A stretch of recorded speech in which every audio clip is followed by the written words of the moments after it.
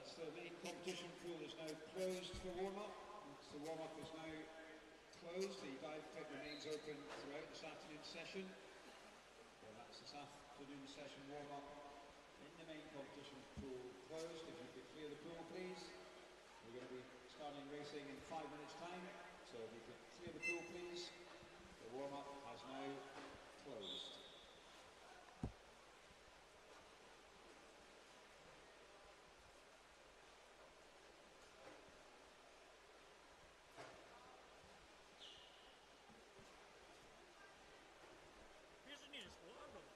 Sorry? Where's the nearest water? Up there, there's a machine. Just stick your bottle under it and press the button, just to the right hand side. I've probably not got enough time.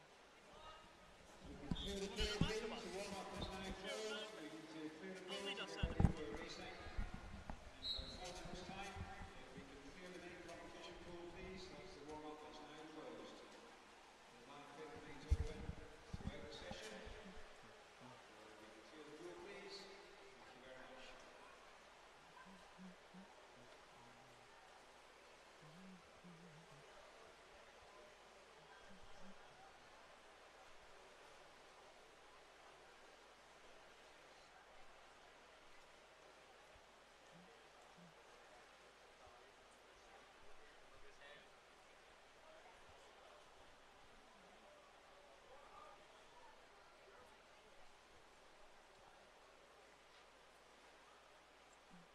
Please, that's the warm-up's now closed. If we could clear the pool.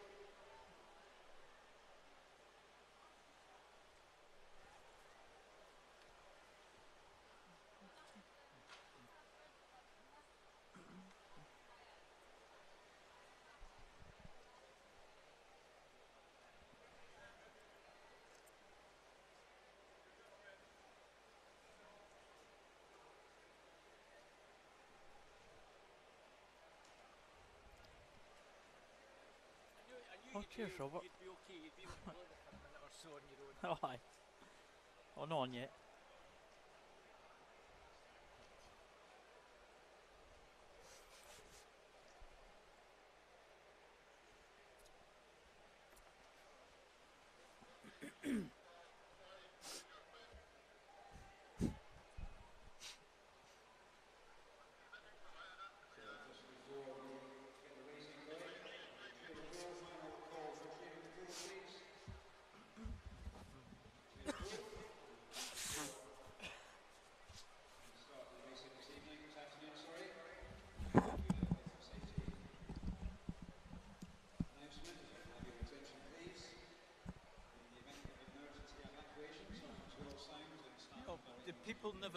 People in the pool never ever listen to what we're saying up here about clearing the pool.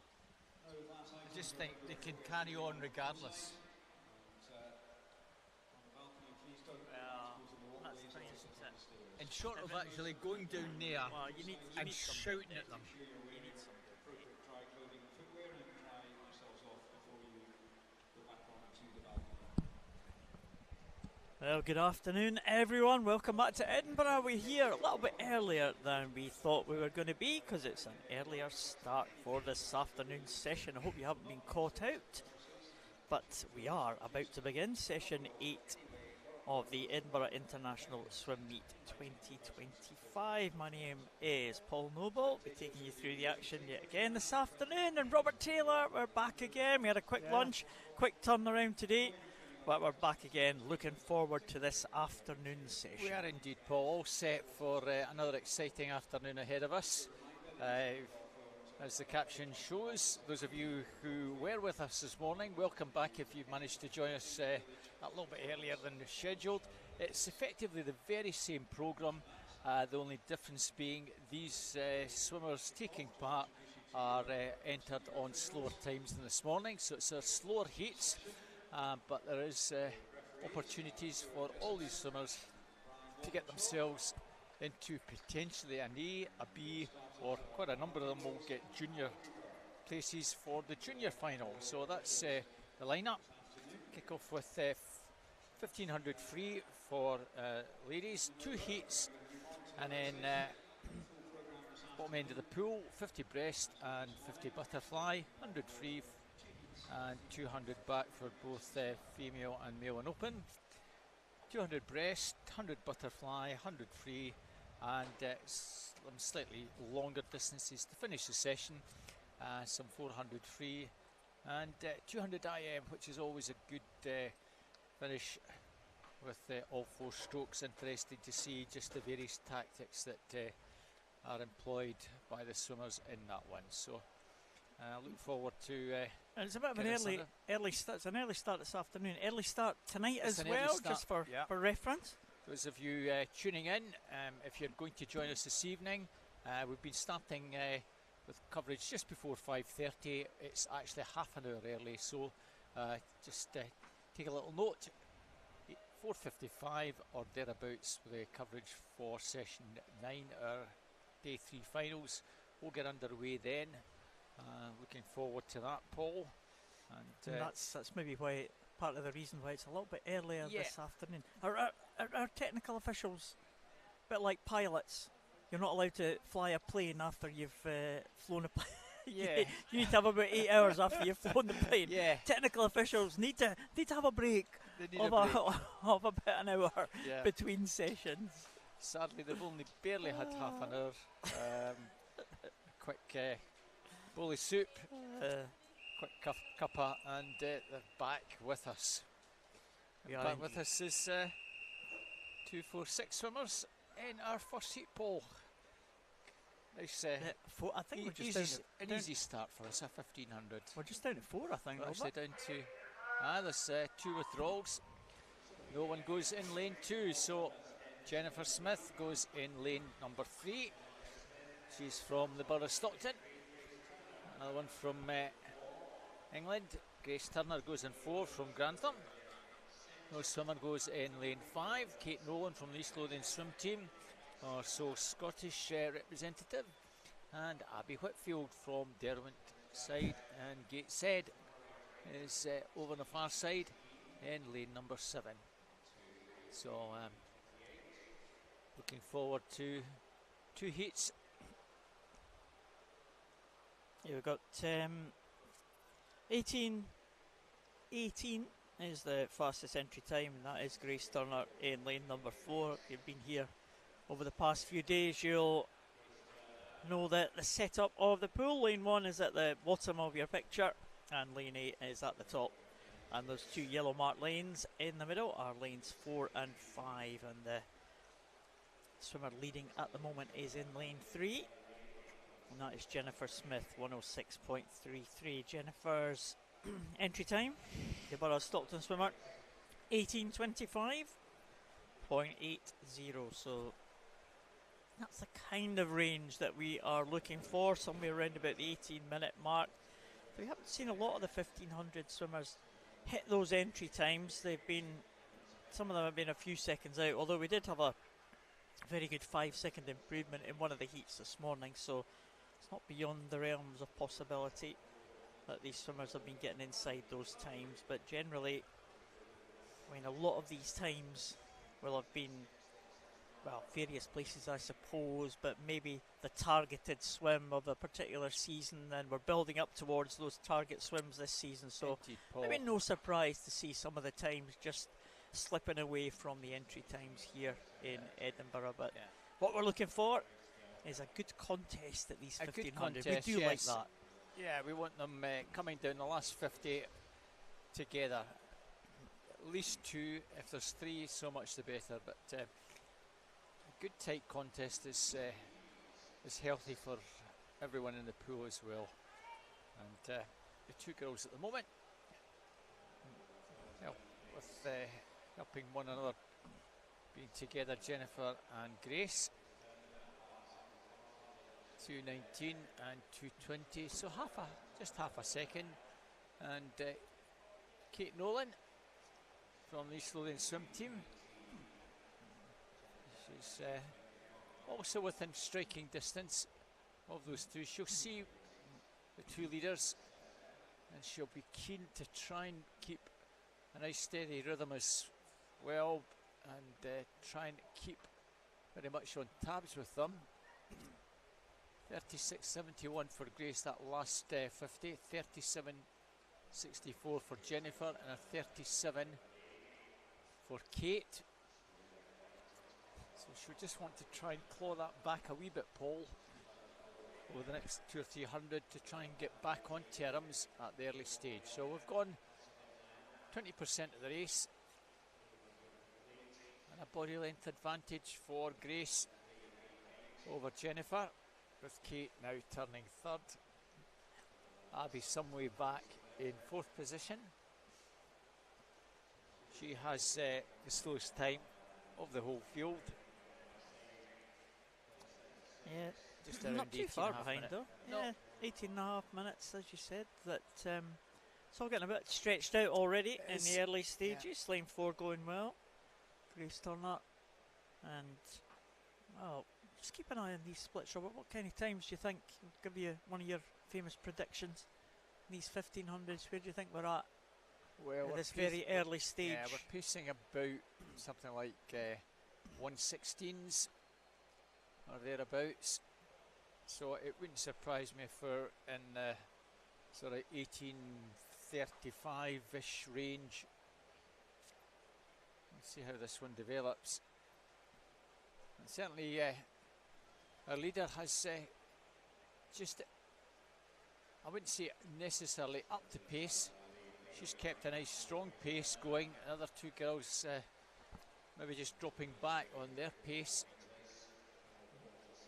Now Grace a 36.82, whereas Jennifer a 38.32, Kate a 38.07. So she's taken well over a second on just that last 50, and building that lead quite substantially at this early stage, Paul.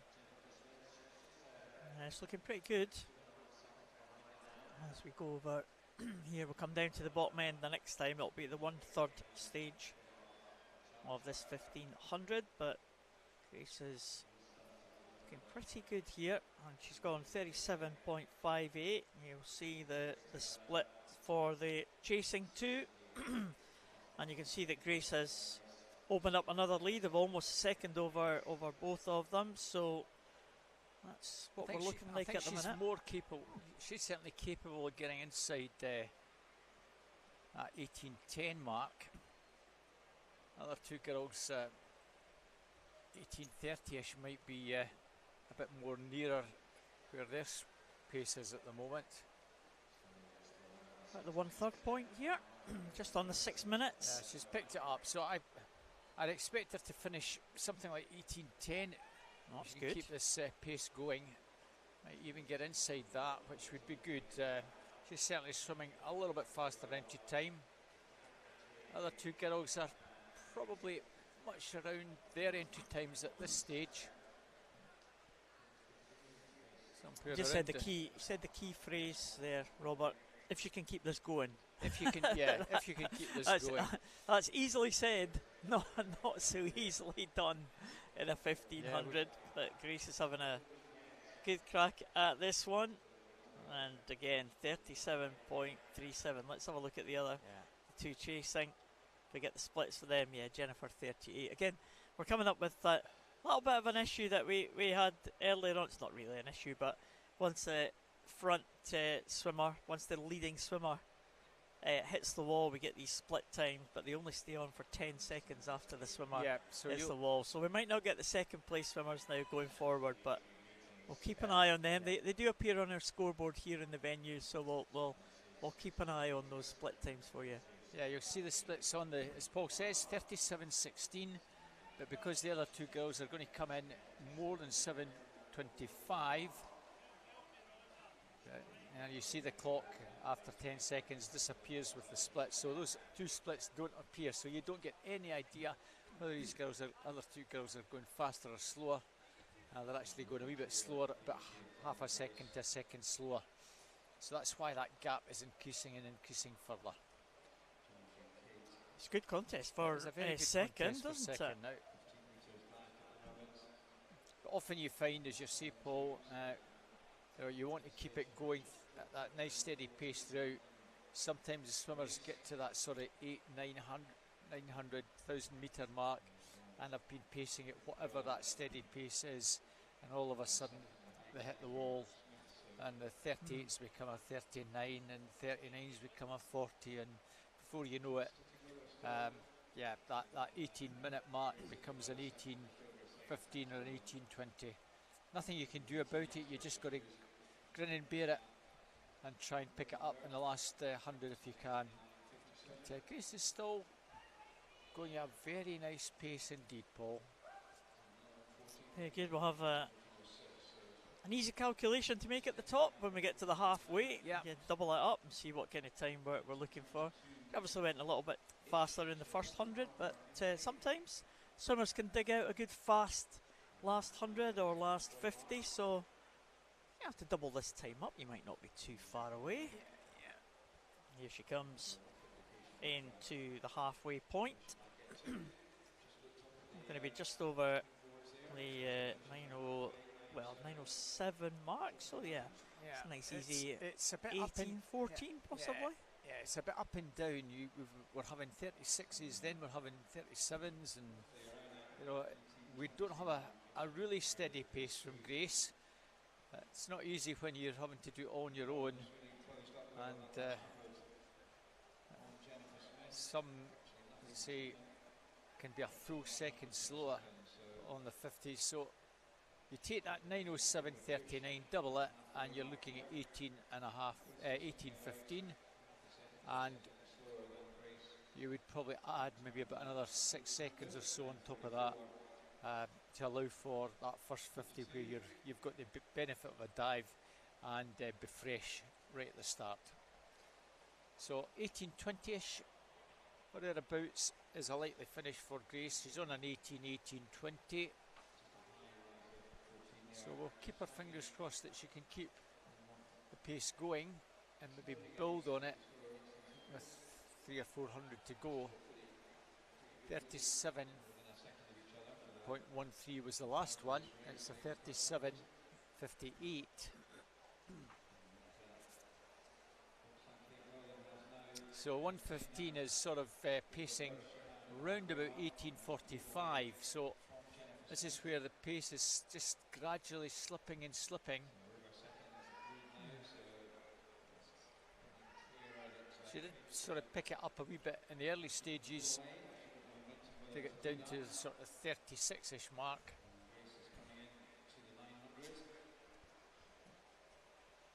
So we'll see what the split is on that one. Picked up a wee bit, 37.21.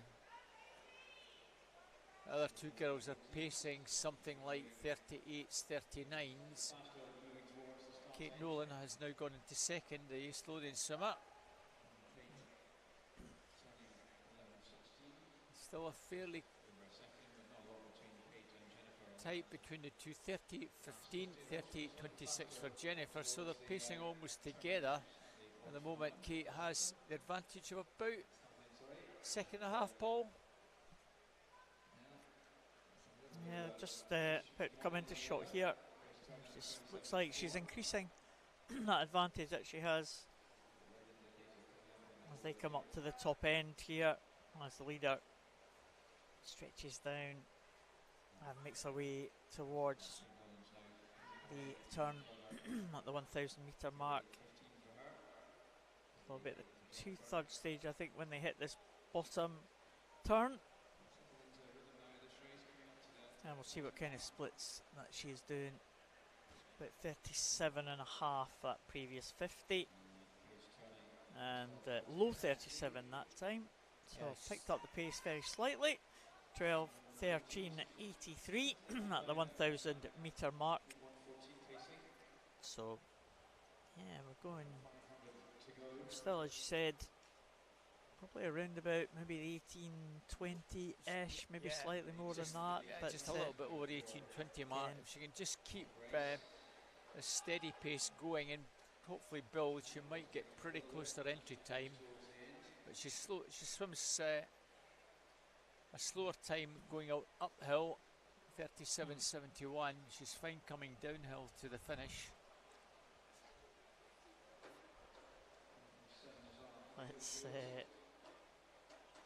wonder if that's closing up a little bit, that battle for second position. We'll just take the splits. Kate Nolan and Jennifer Smith. About the same, aren't they? Yeah, 38.6, 38.7.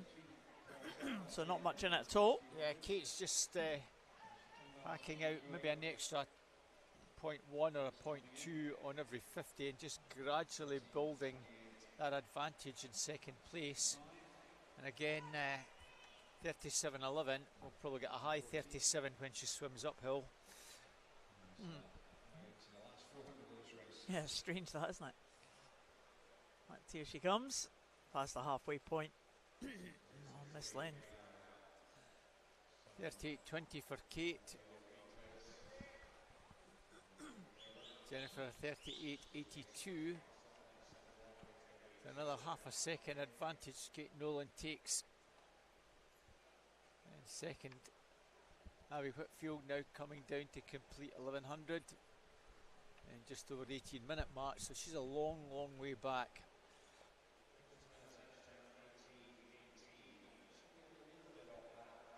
So Grace Turner coming down to that 1200 at this bottom end. 1200, I think yeah. it is. But that's a really good shot of the technique, getting that oxygen in, breathing every second stroke, working really hard to try and keep that pace going. Again, 37.5, Grace Turner. She's done a pretty good job here, keeping that pace going. I mean, she's just dropped off very slightly by a couple of tenths or whatever, you know, as they've gone through from the pacing that she was doing early stages. But as we've said before, in a 1500, tenths can make the difference. Kate Nolan 38.10, Jennifer Smith 38.76. So both the girls pacing maybe half a second or so or more slower than our leader. That's why the gap is increasing by roughly a second and a half or so every 100. Is that cap slipping off there, Oh, Robert? yeah. Looks like it might be.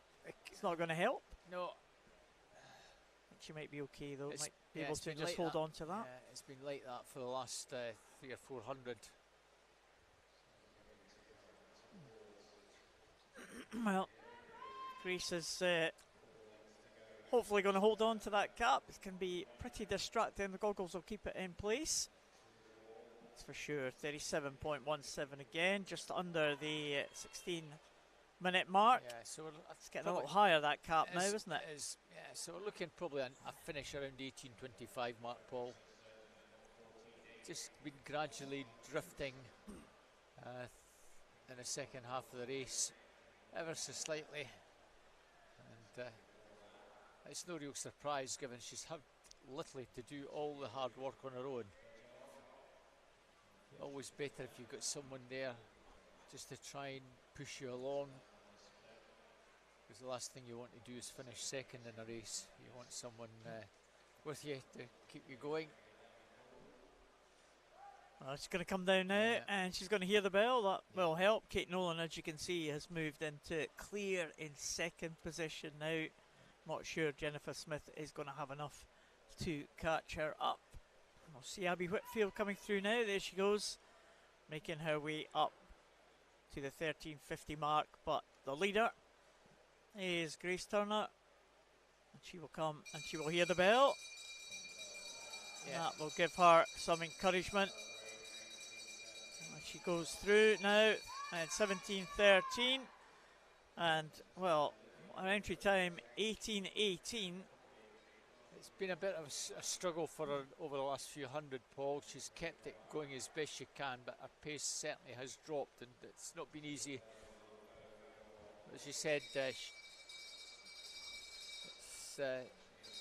this part of the year she might not be fully set up to do a really good time. It's practice before maybe an event or a couple of key events later in the long course season.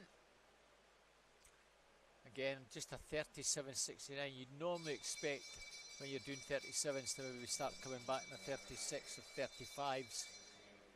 But, she's found it difficult, but credit her.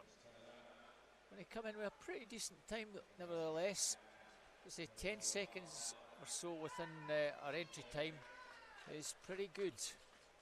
The cap Is gone now, and it's got quite long hair, and that's not going to help. No. The streamlining. Well done, at Grace. the end. That's a very respectable finish. 18:27.10.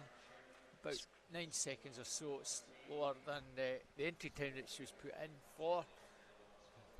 And you don't necessarily have that as a long course time. Sometimes we see times that finish in a 0, which is what we have for Grace. 18:18.20 could easily be a short course time, somewhere around about the low 18 minutes, which converted to long course gives you a long course time. So it's Is the cap down there at the bottom end? I'm just looking out it's for probably that. further down, yeah. She just went down under the water there. I Yeah. just wonder if she was going to retrieve the cap. As the final swimmer, Abby Whitfield, makes her way into the finish. I didn't see the cap come off, actually. Whitfield in 1921 there, and Grace was just attracting the attention of the officials here. I think they are going to be looking for this swim cap, I think. Yeah, I think What would do they have to fish that swim cap out, Robert, if it's somewhere in the middle of the pool? From with your referee's hat on? Technically, no. I don't think they have to worry about it. It would be beneficial. Really, no, there it is there. Can you see it there? Is that it in the middle? There it is. Yeah. There. You can see it just on the side of the picture there. It would be beneficial to. So that camera's right in the. That camera's right in the centre of the pool, so that's where it came off. I missed it coming off. We saw it getting higher and higher on Grace's head there. Yeah, but it's sitting right on the black line there. Yeah, certainly if our officials know it's there, they'll probably encourage the cap to be retrieved rather than swim for the next 2.5 hours with a cap in the pool. Because if you've lost your cap, you want your cap back, Paul. Yeah. But it's, there's no technical reason. I think there's a bit of debate now. Well, these people gathering in the centre of the pool, trying to figure out how it's going to get done. Right.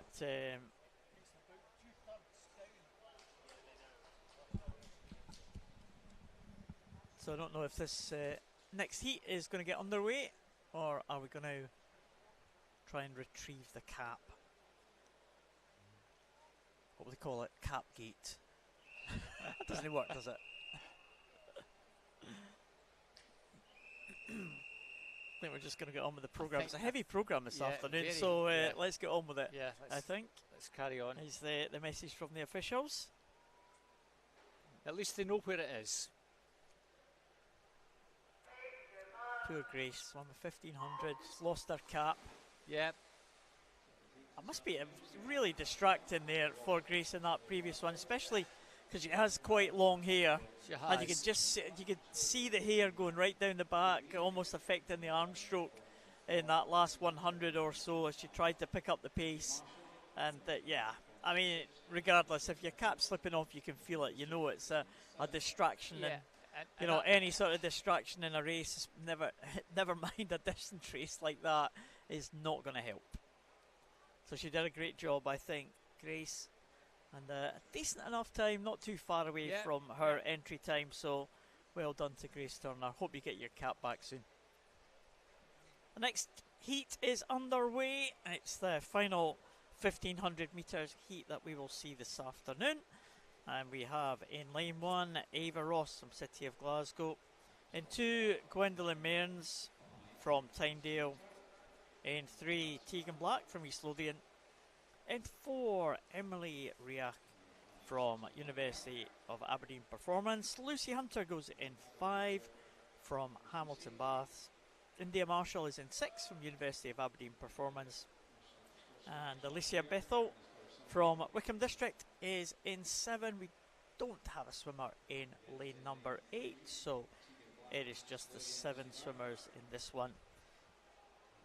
Emily Riach, fastest entry time in 17:49.80. Lucy Hunter second in 17:55.90. So somewhere under the 17-minute mark is what these swimmers are going to be aiming for. Emily Riach trying to dip under the 17:50, I'm sure would be very good. And the others, well, Ava Ross is the slowest entry time in 18:09.40, so hopefully she can edge closer towards that 18-minute mark. She's closest to us with that blue cap of City of Glasgow, but it looks like it is the top of the two yellow marked lanes. Lucy Hunter from Hamilton Baths going over in first place, 16-year-old, one of three 16-year-olds, two 16-year-olds now in this heat. Ava Ross and Lucy Hunter, the two youngest in the field.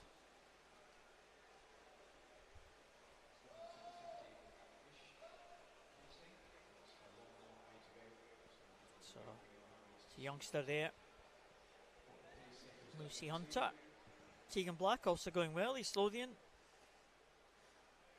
And in the centre, between those two, Emily Riach and India Marshall and Alicia Bethel at the top there, having a good head-to-head tussle. But Lucy Hunter it is. Again, the gap in the splits, 36-2-1. They're all, two of them 36-2, so gap not really increasing or decreasing at all, but they are pulling away from the others. Yeah. Encouraging to see Lucy Hunter doing this. Not many swimmers from Hamilton Baths in the past have done distance events over the last few years, but there's a few now. I'm sure the coaching staff are keen for them to do a full mixture, and Lucy's one that is beginning to become pretty effective at this.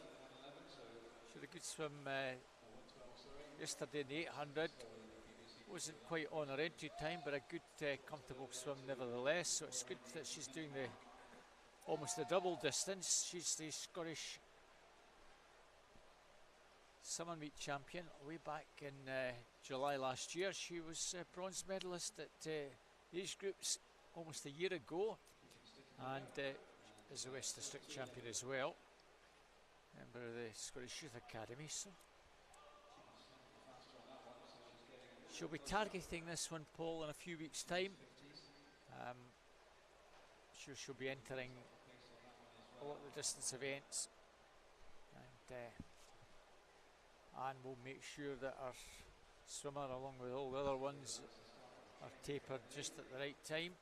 Tegan Black, another swimmer who embraces distance events. The East Lothian swim team do virtually every single mixture of events, and distance is something that is very much to the fore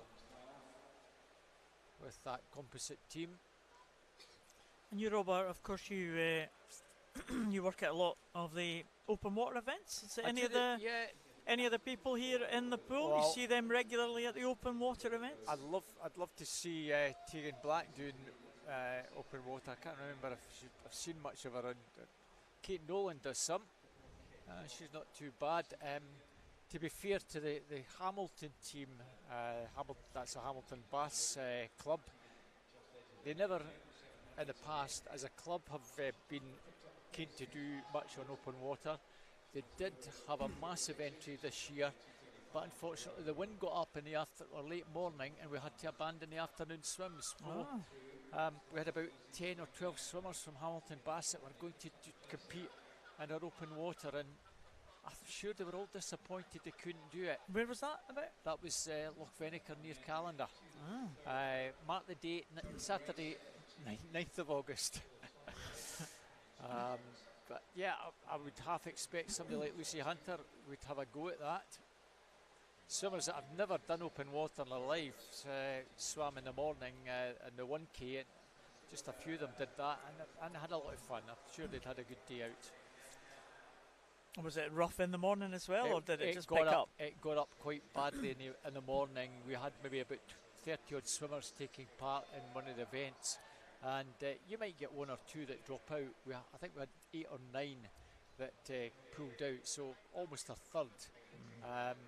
They just were finding it a struggle to actually swim in. The currents got quite choppy, so We had to, or I didn't, but the safety people had to make a decision after the morning, and the event was therefore cancelled. It had to happen, and everybody understood that these things happen. It's the first time it's ever happened any time I've been at open water events, Paul. But talking about cancellation and postponing the events, we'll have some swimmers tonight in it's a heat declared winner, so the fastest heat goes tonight. We'll have some swimmers tonight that are due to take the start that swam in the Olympic open water, and that was of course in the Seine, and that was postponed, but for very different reasons. Yes. There's the high levels of pollution in the Seine can't have been much fun for these Olympic swimmers in the Olympic Games. That must have been an experience and a half. Didn't look, did you see, I saw it on the TV, it looked very murky. In the Seine, but I mean, the open water swimmers, I feel some of them are an absolute different breed. The time in the water that's spent, I mean, you're talking 25, how long's the 25k? Hours in the water, isn't it? A 25k, oh my God, we're probably talking 6 hours, something like that. Well, we different breed. Yeah, we do 5k and 10k nationally, and a 5k, a very fast swimmer will do that probably in about an hour. The girls will be maybe an hour and 5, the very good girls, maybe an hour and 10 depending on the conditions. Some might be an hour and 20. There is obviously a cut-off time that you've got to complete it by, and then you've got a 10k where it can be 2 hours 10, 2 hours 20, 2 hours 30. That's a long time. You've got to be either mental or you've just got to love it. Well, and the good thing about it, Paul, you don't have lane ropes. You don't have to worry. There are a lot of tactics come into it, and it's great fun. You're out there just having a ball. Well, you said you'd like to see Tegan Black there. Hope she'll be watching this one back, saying, right, that's it. I'm sold on the open water now.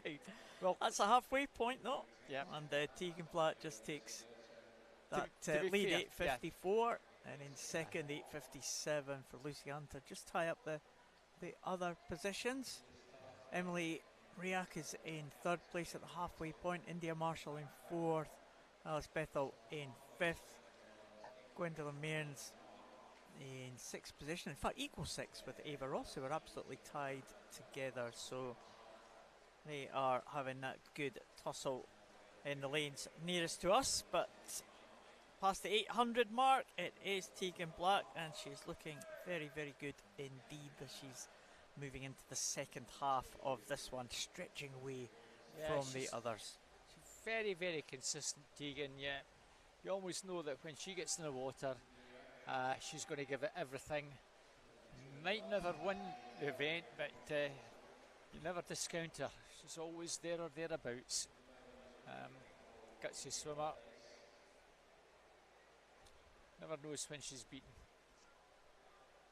And, Conor Aspinall, one of the lads in the East Lothian junior team, he's probably one of the top swimmers, youngsters that take part in the open water. Wins numerous events across both the zone district and at the other districts. He competes pretty high level. So I'm sure he'll be doing more of that next year, or this year rather, when the season starts early June. 8th of June, folks who are listening in, especially those in Scotland or the north of England. Anybody in England or Wales, for that matter of it, Ireland, that want to compete in our open water events, if you're registered, registration as a swimmer, we'd be delighted to have you at any of our national events or district events. Look on the Scottish Swimming web page, but I think off the top of my head, 8th of June is when the East District event is. I think about a couple of weeks later, or a week later, we have the Scottish National Open Water event. early July is the Midlands. I think it might be the first or second weekend in July. That's up just the other side of Dundee. Saturday the 9th of August is the West District one at Lochvenica near Callander, and I think the North District have theirs. I'm not sure whether it's actually 30. I think it might well be 3 weeks later on the 30th of August. The North Sea. That's always the last one. The North Sea. Not quite the North Sea. I think it'll probably be up near Aviemore. Okay. They were looking to maybe change the venue. Unfortunately, Paul, the last couple of open water meetings that have taken place, I've either been away on holiday, or I think they might have planned it for a meeting when we're doing Edinburgh International, for example.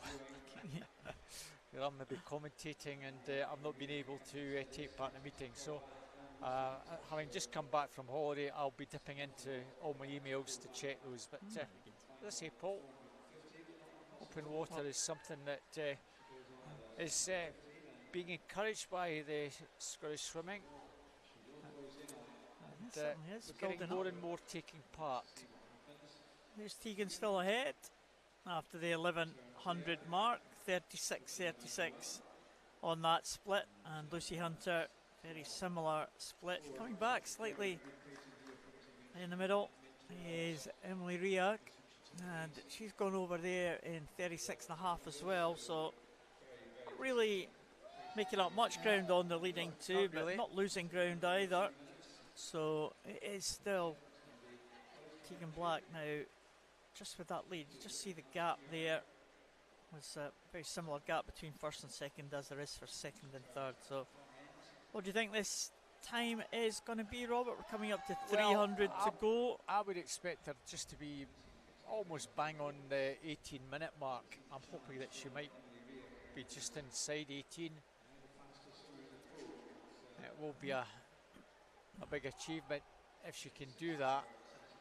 She'll probably be a few seconds over it, but she's got, as I say, she's got good qualities over distance events as well. She's a bronze medalist at the national age groups in this, and I'm sure she'll be targeting at least a bronze or better. This is our final year swimming at age groups, 18 this year. Well, 300 to go. 14:28. She's pacing round about 73 seconds, so she's really got to pace somewhere around about 71 rather than the sort of 73s to give her half a chance of getting in close to that 18-minute mark. So she's really going to pick it up quite substantially in the last 300. It's not going to be easy to do. That was a 37.17. If anything, she'll probably do the next three around that 37, 36.5 mark. Lucy Hunter will want to hang on to second place. She's been pretty steady throughout. Emily Rio coming through strongly the last few hundred. Tegan, 200 to go, Paul. Just beginning to pick it up a wee bit now. 36.42. Well, another couple of 36s, 36.5s. Yeah, she might be able to be close. A very good chance of getting inside. She's just beginning to rack it up again. So just a reminder, 17:57.05 is the entry time for Tegan Black. She'll be pretty close to that, we think. Yeah. Well, even if she's within a couple of seconds of that, she'll be delighted, I'm sure. This will Jamie Ward, East Lothian swim team coach, head coach, who does a fantastic job. In fact, the whole coaching team, Jeanette, Musselburgh and Haddington, those three teams, or those three clubs come together and work their socks off under the East Lothian swim team banner. had their ups and downs over the years. They've had some excellent summers in the past. They've had a lull about maybe 10, 12 years ago where they were not performing at that same level, because we all go through dips that they've been building again, and I've got some good youngsters coming through. We had Luke Hornsey in the pool earlier today, and he was one that came out of there. Stephen Kravitz, another one, who moved on to the senior ranks, and we wish them well. Been in there for about a year now. Well, Tegan, 17.23. She's really picked it up quite substantially, a 35.93. So I think she'll be pretty well on her entry time, Paul. Maybe just a second or so over it. So 17:57.05 is the time we're looking for Tegan Black. Yeah, the Let's legs keep are an eye on that. really going pretty strongly now. Well, 17:57.05. She comes into the last few meters. It might be very, very close to that one. She's going to be inside. Fabulous, Tegan. What a strong finish. 33.61. Well done. Also well done to Lucy Hunter. Just a few seconds over that 17:58 time. Emily Reich, fastest on paper, about 20 seconds slower. Still pretty decent time, but well done to Tegan Black. She was getting a wee bit of encouragement in the early stages with Lucy Hunter, and then she just pushed on where she felt maybe the pace was not quite what she needed to do. So congratulations, girls. That's great swims. Well done, Tegan, as the final swimmer comes in. Eva Ross. Nice to see that improvement there for Lovely. Tegan Black. 17:56.87. Great finish from her to take it from Lucy Hunter and Emily Reich. Now we'll go from one extreme to the other. 1,500 metres down to 50, one length of the pool, and 5 heats of the male and open 50 metres breaststroke. Okay, we have some.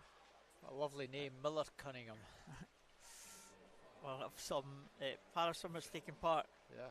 in some of the events this afternoon. We saw one this morning. We've got Ryan Potter this afternoon in this first heat of the 50 breaststroke, an S14 para swimmer. At the lineup, Ryan Potter, Tyler Spalding, Miller Cunningham, Luca Hall, and Rowan Fuss is taking to the start in lane number 7, I think, in addition to our programme that we've got here. But it looks like he's there.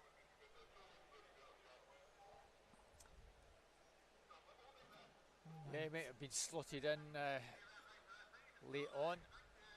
I think he missed a couple of events. He didn't Yeah. show up for a couple of his events yesterday, so I'm not sure if he's maybe been moved in the programme for some reason, but he's certainly there now in lane number 7, so we'll watch out for him. He might start as the favourite actually, because he's Yeah, potentially he's got a faster entry time than the other 4 lads. Ryan Porter, Preston, Tyler Spalding, Carnegie, Miller Cunningham, Glenrothes, Luca Hall, Burrow, Stockton, Rowan Fuss, Wickham District.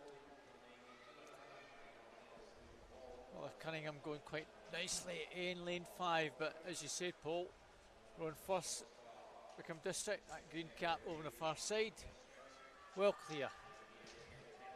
So he'll take the first heat. Tyler Spalding coming through, just touched out for second by Miller Cunningham. Miller takes second, 32.36. 32.49 for Taylor, but no doubt about the winner. 31.32. Rowan Fuss takes heat number 1.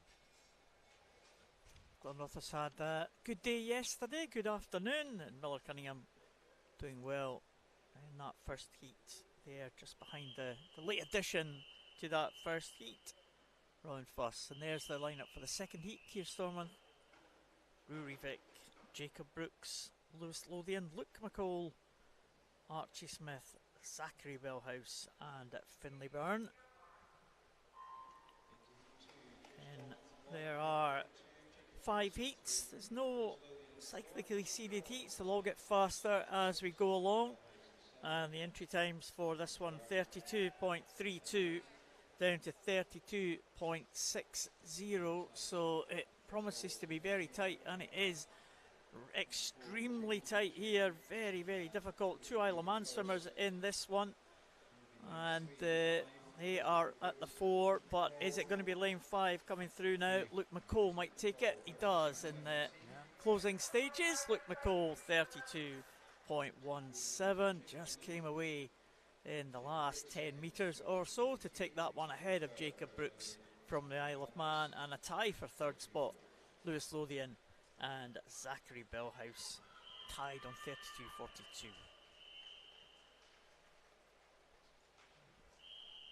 Ewan Gray, William Hamilton, Brogan Smith, Rory McCallum, Cameron Hastings, Aidan Williamson, Lewis Muir, Marcus Blake. Look for Brogan Smith, perhaps. The 14-year-old from Glenrothes. I think it's a good start. Might just take this one. Very useful breaststroker from your old club. He did a good 100 yesterday, Brogan Smith, and he's looking good in this 50 here. Lewis Muir from Carnegie, though. The other Fifer also going well over in lane 7. So Brogan's not going to let me down, though. Brogan's taking this. Sorry, folks, smart money had to go in Brogan Smith there. Great swim, 31.49, and he's only 14. 2 East District swimmers at the top there. And, well done, Brogan Smith. Another good swim. 2 good swims in 2 days. That's good. Another Glenrothes swimmer in this one, Kieran Chapman. In the lineup, Sam Livingston, Luke Garrity, Kieran Chapman, Mano Drysdale, William Morris, Adam Hill, Torrin Liversidge, and Jack Philpott. Well, 31.34, Mano Drysdale, the fastest into this one. About half a second between the fastest and the slowest here. Good start there in lane number 5 was William Morris. Drysdale up into his stroke though, and just taking over from the early leader. That red cap in the centre of the pool. Looks like Mano Drysdale might take this one as they come into the closing few metres, and he is going to be a clear winner by around about half a second from Adam Hill. That was unusually quite a decisive win there, Robert. We often see quite close races on the 50, but that was quite a decisive one. A lot of older guys in that one, sort of 17, 18, 19-year-olds, so might have not been too much improvement to be had. So if you get a good start, like good rhythm, then might be easier to win the event. Whereas with Brogan, probably a lot of improvement in that young lad. Aidan Thomas, Finlay Nelson, Don McCarthy, Carl MacArthur, Craig Shaw, Jaden Chan, Ian Vred, Hoyt, and Austin Williams. Craig Shaw had a good swim yesterday. Can he replicate that? Silver cap of Lanark, coming through very strongly now. Doing so well there in lane 3. Don McCarthy, Carl MacArthur trying to get in terms, but the Lanark lad, Craig Shaw, I think he's got this from lane 1. Adam Thompson still in uni. Craig Shaw just taking it, and he just did enough. 30.63, 30.81, divided 31.48. What kind of times are you looking for junior finals, Robert? Just bear with me, Paul. I'll give you an idea what the times. 30.63, the fastest out of all the heats. So going to the butterfly, 50 butterfly for the female swimmers. Again, 4 heats. This is the first one, Rose Dickerson from Nottingham Leander, Amber Hinton from Dumfries, and Caitlin Frame from Forth Valley. Just the 3 swimmers. And the 15-year-old Amber Hinton has had a few good swims already the last couple of days. 30.70 and 30.72. The entry times for the 3 swimmers. 2 of them have 30.70 entry time. So we'll see if anyone can get close to that 30-second mark. Rose Dickerson in lane 3 on the right. Amber Hinton, that white costume, in lane 4 in the middle, and Caitlin Frame, Forth Valley, on the left-hand side. Just changing over the referees in the starter, I think, before we get going for this one. Craig Shaw will be in the junior final with that time. Oh, well done, Craig. The only one that's managed to do so. Keep an eye on the times for this female 50 butterfly, see if anyone else can sneak into a final. Amber Hinton, Rose Dickerson and Caitlin Frame. First job for them is to try and improve on their entry times of 30.7, and Amber Hinton looking really, really good in the early stages, keeping that head down. Just a couple of breaths so far, keeping that body flat. She has a breath there just at the flags. She's going to keep her head down right into the wall here. One more breath and into the wall. Oh, not the best to finish, but a fantastic time. 29.31 for Amber Hinton. And that is an excellent swim there for Amber Hinton. And out of all the 4 heats, there's no one with an entry time as fast as 29.31. No. It's a great very swim. Very impressive swim. She didn't finish the best. I think there's more to come there, you know. Will that get her close to a junior final? Every chance, Paul, with that time. We'll have a wee look. Let you know. If you want to take the next one for me. Yeah, second heat have a little on look. its way. Katie Lowe, Grace McDonald, Iona Riki Ayala, Heather Club, Zoe Crawford, Caitlin Reid, Natasha McDonald and Freya Keeling. 2 from Aberdeen Dolphin, 2 15-year-olds in 3 and 4 with that blue and white cap. Good start in lane 1 for Katie Lowe from Carnegie. Can she build on that start right into the wall here? Again, closing up in the middle and on the far side as well. Maybe lane 8 might just sneak it here. It is Freya Keeling. The 2 Carnegie swimmers on either side of the pool. I did think Katie Lowe had it, but Freya Keeling came through really strongly. 30.19 in the very closing stages to get it ahead of Natasha McDonald and her teammate Katie Lowe. That's happening regularly. Winners from lane 8. But a few this morning. That's the first one this afternoon. Heat number 3, Robert, on its way. 28.78 is what's required to get you another swim. It's the 3rd heat though. It's now Alicia Bethel, Wickham District, Emily Dawson, Mulgine Bearsden, Nadine Wilson, Borough Stockton, Kira Pemble from Borders Elite Swim Team, Alice Ward, Borough Stockton, Tia Johansson from Bergens, Rebecca Shand, Aberdeen Dolphin, and Bronwyn Payne from Borders. It is Kira Pemble, I think, a Borders swimmer with that red cap. Might just have this one under control, and she does again. Not the best of finishes again at 30.75. I don't want to say it was a terrible finish, but it could have been better, and she probably knows that herself. It's a tie for second place there, 30.60. Very close for second, third, fourth and fifth, but Kira Pemble away and clear. And that could have been a few tenths better there with a better finish. I think, Paul, if we'd had some Canadian juniors doing some sprints, we haven't really had them doing sprints. It's been more slightly longer distances. Maybe we'd fancy a chances of them getting into a junior final. Anyway, Louise Connell, City Glasgow's 1, Katie Simpson, Edinburgh University 2, Madison Cool, University of Aberdeen Performance 3, Nubia J 4, Lucy Turner 5, Perry Scobie 6, Eva Harrington 7, and Leanna Ledan in 8, low lane 4. So very tight, as you'd expect. Lane 2 flying Katie Simpson from Edinburgh University. Looks as though she's going to prevail. Also well there, Louise Connell in 1. That's the near side. Lane 2, Katie Simpson takes that from lane 5 and 8, I think. Lucy Turner and Anna Dan. No one troubling judges for B or junior finals. 29.44.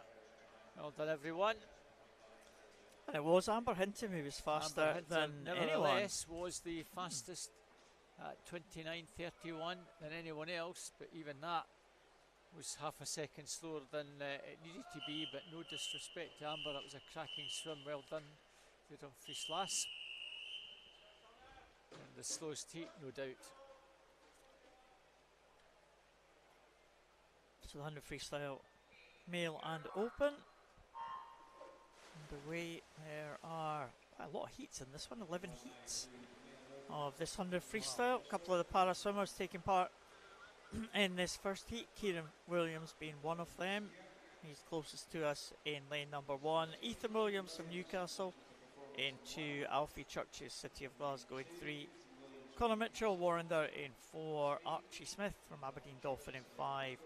Sam Buxton, Guildford in 6. Daniel Boyne leading them through 50. He goes in 7. Bjorn Iron from Hamilton Baths, another para swimmer. He goes out there in lane number 8. Daniel Boyne from West Lothian. It's a very tight contest in the middle of the pool here. Daniel Boyne might just have the edge. Ethan Williams coming back strongly as well in lane number 2. It's going to be between those two, and it is Ethan Williams. The very fast finish took 1.3 seconds from Daniel Boyne on the second 50, and that was enough to get him in ahead on 55.41. Bjorn Iron and Kieran Williams are the same para classification, and Kieran Williams comes out on top against Bjorn Iron.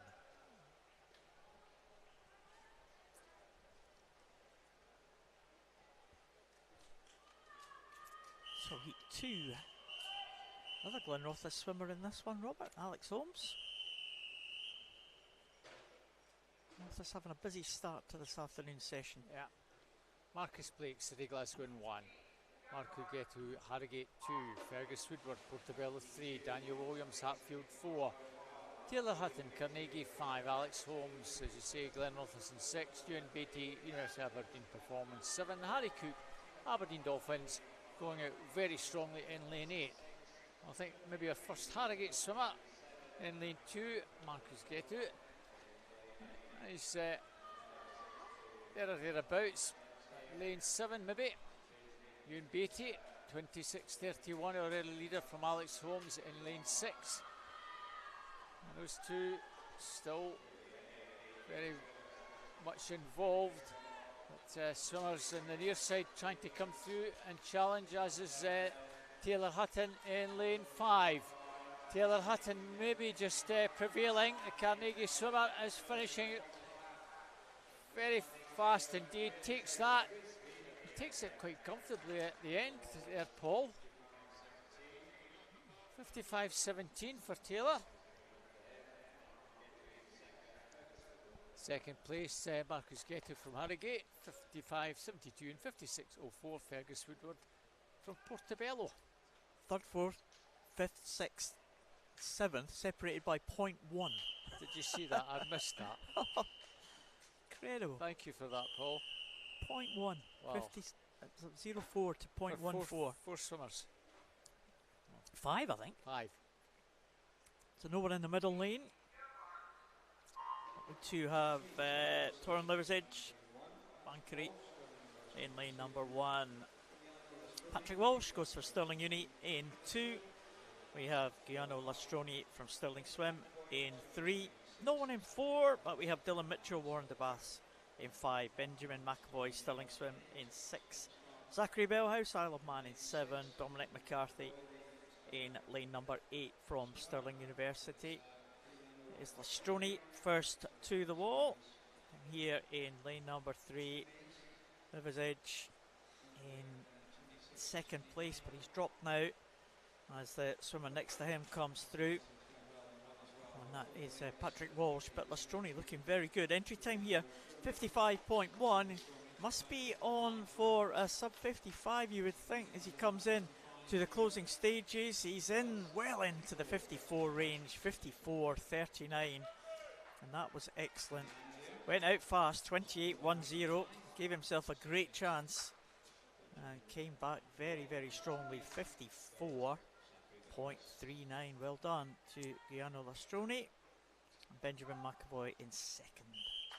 Coming back to the first heat, just to inform you, disqualification in the first heat, lane 7 for technical infraction. That was Daniel Boyne.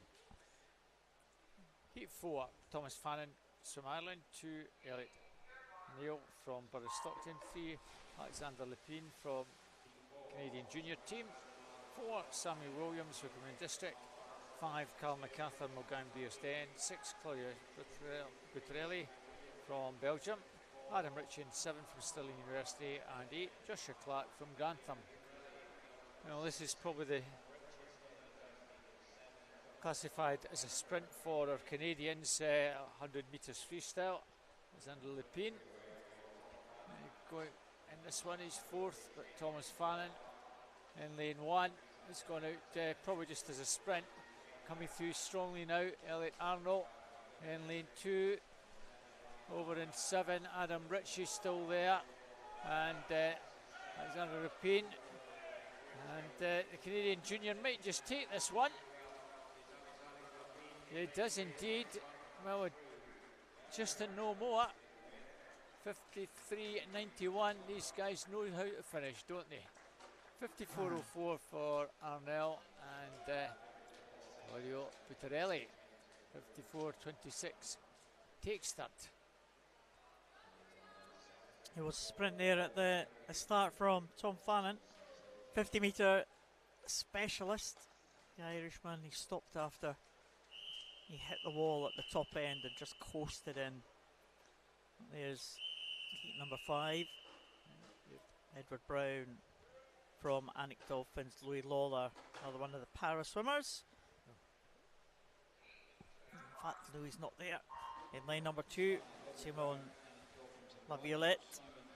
In lane number 3, Greer van der Meulen goes in lane number 5. Ross Anderton in 6th. Nathaniel Shanubi in 7th. And Nebi Singula in the outside lane. So 2 swimmers not taking the start here. Louis Lawler and Ryan Ferguson. But out very fast in lane number 5. I think it was Greer van der Meulen. 25.66. A 10th ahead of Laviolette. Maybe Singula as well, 26.11 now. And Van der Meulen coming under threat from the man in lane 3. Laviolette from FFBN, the Belgian team who have been so successful here. We had some great swims from the Belgian swimmers. Van der Meulen holding on though. And coming in now, Van der Meulen, great recovery there as Laviolette challenged him in the early part of that last 50. Van der Meulen takes it 53.47. He'll be delighted with that one. Big improvement. Laviolette an improvement on the entry time as well. And excellent couple of swims at the front of the field there to take that heat number 5. Move on to our 6th heat. Troy Sevenon from Tavisem, Sweden, goes in 1. We have an empty lane in 2. Adam Thompson, Stirling University 3, Corey Phillip, Perth City, goes in 4. Ewan Cox, Repton 5, Nikolai Cisnet in 6 from City Glasgow, Cameron Hastings, the University of Aberdeen Performance in 7, and we have also an empty lane in 8. So again, just 6 swimmers in this one. 53.70 to 54.18. Adam Thompson out smartly in lane 4, also well there, Ewan Cox in 5 and Troy Sevenon in 1, going pretty strongly in that outside lane. And Corey Phillip coming through as well. The halfway mark, 25.74 by a 100th or so from Ewan Cox. And it's still Corey Phillip from Perth City with the advantage. That red cap of Perth City hanging on there. Ewan Cox coming through very strongly at the death. Ewan Cox, I think, might just get this one. He just got it on the touch. 53.96, 54.01, and 54.50, 27 on. Well, that was a very strong finish for Ewan. Yeah, he did well, didn't he? Just getting the touch there. Yeah. Was the next heat on its way? What time are we looking for, Robert, for 52, 52 for the juniors. Okay. And sub 51 to get in the B final. Well, a few empty lanes here in this one. Alexei Denisov goes in 1, Logan van der Meulen in 2, Dylan Broom goes in lane number 3. No one in 4. We have James Body with clear water either side of him. He goes in 5. Pierce Greening will go in 7 next to Benji Jeffries, who goes up there in 8, the South Ayrshire swimmer, the 18-year-old. Off to a good start as well over there in lane number 8. But it's another Van der Meulen leading them through. Logan this time. Pierce Greening and Benji Jeffries very close at the very top of the picture here. But Logan Van der Meulen, well, we saw his brother went 53 point a couple of heats ago. He would love to do the same. He'd love to go faster, I'm sure. In lane number 2 coming through, also going well still, right up there in 7 and 8, but it is going to be Van der Meulen, and he did go faster, you know, 52.80. So the Van der Meulen brothers having a very good afternoon in this 100 free. Pierce Greening and Benji Jeffries, well, they were side by side all the way. They were separated by only 0.1. Logan Van der Meulen. What was the time, Robert? 52 point for the junior? It's 52.02. 52.02, right. Well, 52.80, we're getting 52.80 getting towards that. Gives them a fighting chance. There's 5 spaces up for grabs, so there are only 3. See, right, okay. So there are spots. Oh, very good, very good. And Logan must have a fair chance of getting there. Alexei Denisov from Tavistock. Sorry, that was the previous one. Rewind. Finlay Chang, City Glasgow. Magnus Morris, Stirling Swimming in 2. Nathan Porter, University of Bath 3. Jensen Norris, Perth City 4. Peter Allen, Stirling University 5. Kieran Lennox, University of Aberdeen Performance 6. Luke Tunstall from Loughborough in 7. And Liam Kjör from Tavi Sim in Sweden in 8. Again, the red cap of Perth City to the fore. Jensen Norris this time. It looks as though he's got a clear advantage down the final 15 metres. Jensen Norris is going to take this. Peter Allen in 5 will be second. And maybe over in lane 8. Lane 8. Jerken from Sweden takes third. Winning time 52.09. Peter Allen 52.90, Jerken 52.97. Well, Jensen Norris 52.09. Very good improvement there. He'll be back later on, Paul, no doubt with that time. Here's heat 9 of the 11. Lorenzo Foltran, Grenoble, Jack Munsey from Stirling University. Edward Armitage from Eastbourne, Ethan Lim from Chelsea and Westminster, Lachlan Brophy from Swim Ireland, Matteo Magrami from FFB in Belgium, Alex Andrews from Repton, and Rowan Fuss back in the water again. We saw him get that extra breaststroke swim a little bit earlier. He's back in again in one of the outside lanes here for Wickham District in lane number 8. The action taking place over the other side of the pool though, where the leader certainly is, 24.73 for Lorenzo Foltran, and he has a little bit of an advantage going into this second length, but they're coming back on him now. Going well up there in lane number 7, Alex Andrews from Repton, but the man in lane 1, is he going to be just holding on to this one? Ethan Lim in lane 4, but it does look like Foltran might just take it still, just 52.44. So a number of them in the 52 range, and that's an improvement for the French athlete. He's 19 years of age this year, so not a junior. Alex Andrews is 18, so he qualifies He should be for the okay. junior. 52.73 for him. I think that will get him, certainly get him a second swim. Andrews over on the far side. Penultimate heat, heat 10, Oliver Dot, University of Bath in 1. Danny Morgan, National Centre, Dublin 2. Then 3 Aaron Visit Brighton College. Harry Sharp 4, Warner Bass Club. Lucas Brown, Stirling University 5. Zai Gong from Loughborough in 6. Liam Dawson, Stirling Uni in 7. And Zach Slater, Edinburgh University in 8. 51.9 through to 52.26. So Harry Sharp out very strongly indeed.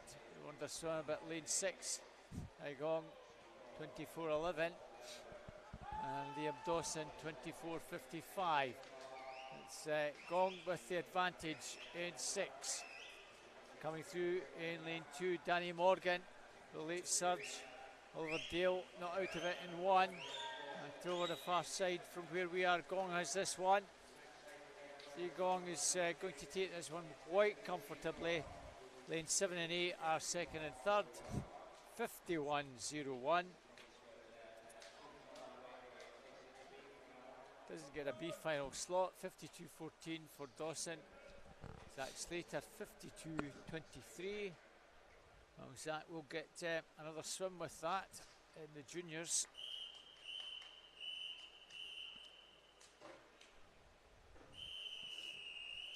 Evan Davidson is the only junior swimmer left to swim. He goes for Perth City in 1. Koen Marsman, Netherlands in 2. Henry Baker, Stirling Uni in 3. Bruno Kempster and Solomon Williams, Edinburgh University, they go in 4 and 5.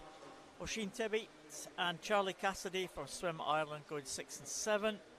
And Zach Speakman from Stirling University in lane number 8. Oisin Tibbett from Swim Ireland in lane number 6 will lead them through to the halfway stage, I think. 24.62. Koen Marshall, third of a second behind. Charlie Cassidy not too far behind him in lane number 7. So Marshall had a very good turn there. Oisin Tibbett now under pressure from the swimmer outside him, and that's Charlie Cassidy, his countrymate. It is Oisin Tibbett maybe just going to be in here. Is it going to be lane 2 though? Might just take it. Marshman, he was always in contention, and a good finish took him into first place in that heat, that final heat. 51.54 for him. Oisin Tibbett in second, Charlie Cassidy in third, and Evan Davidson 52.45 for the junior. Robert, is that going to be good enough? Yeah, that's fine. I'll give you the juniors from this morning, and then I'll hopefully be able to give you the additional ones that have qualified. So from this morning's heats, let's say I think it was just 3 swimmers: Zachariah Dale, Harry Milne, Matthew Hamilton. Those were the only 3 swimmers that took part in the morning heat, so they've all qualified sub 52 seconds. So we have Jensen Norris, Zach Slater, Aaron Bissett, Alex Andrews.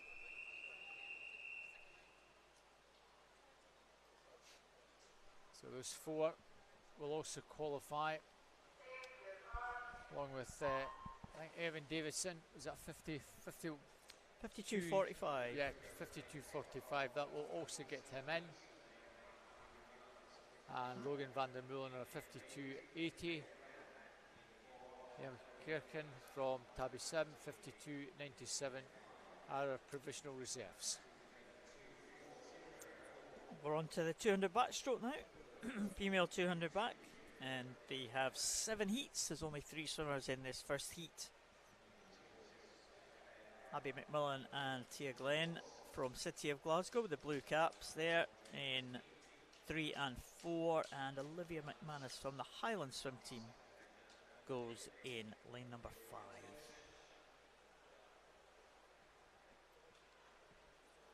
So 7 heats, and the entry times for this one, they're very close and all in the 2:32 range, the 2:32.40 for Abby McMillan and Olivia McManus, and Tia Glenn 2:32.20.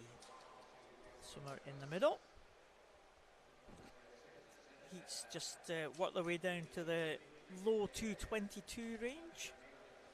What we're looking for juniors here, Robert? 2:26.23. Oh, okay. That's what we're looking for. Chance for some swimmers to get a second swim. But it's going to be a big ask, I'm sure. Well, as we go through the heats, we should get a few in the later heats, and we'll see some of the swimmers who swam that 1500 a little bit earlier due to take the start, so that'll be interesting to see how they get on. Yeah, indeed. So Abby McMillan has gone into the lead now as they come up to this final turn. They're in formation there as we look at them in a diagonal line. Abby McMillan, Tia Glenn and Olivia McManus. That is the order. McMillan 39.25 for that previous 50. That's why she stretched that lead. It's gone faster there than Tia Glenn by a couple of seconds, and Glenn is faster than McManus by about a second. So everything get a little bit stretched out, but it looks very good here for Abby McMillan. She is going to bring this one home. Let's have a check of the time, see if she can dip under that 2:32.40. Really good technique there. The arms climb back to the side of the head pretty steady, just a little bit of a movement on the head but not too much, and she's 33.40. Well, she's almost exactly a second, she is exactly a second slower than her entry time, so not too bad an effort at all there for Abby McMillan. She gets in ahead of her teammate Tia Glenn and also the Highland swimmer Olivia McManus.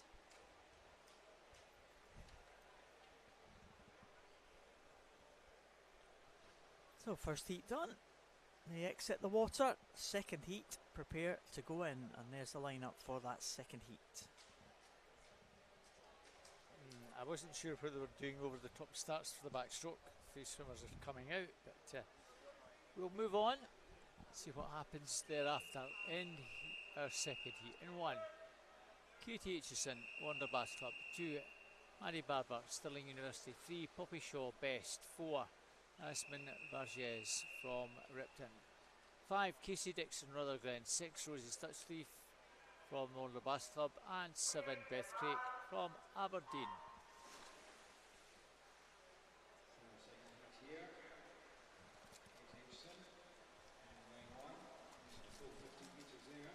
So very level start for all 7 swimmers. Harry Barber maybe just the fractional leader in lane 2. Times in this 2:31.42 to 2:31.90. Sorry, 2:32.20. So about a second on the entry times for the whole 7 swimmers. Lane 3 just with the advantage. Poppy Shaw 34.82.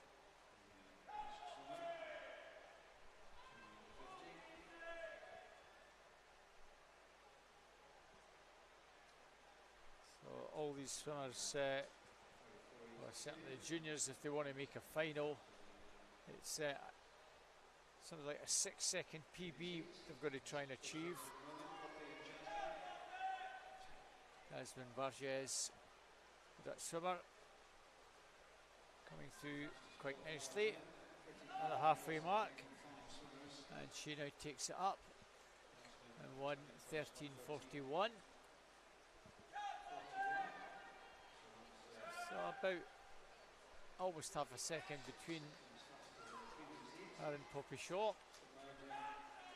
The 2 of them have pulled clear of the remainder, who really have got a heck of a lot to do to come back at them. Rosie Stutchleaf coming through in lane number 6 to try and put in a late challenge, but our leader's going further away.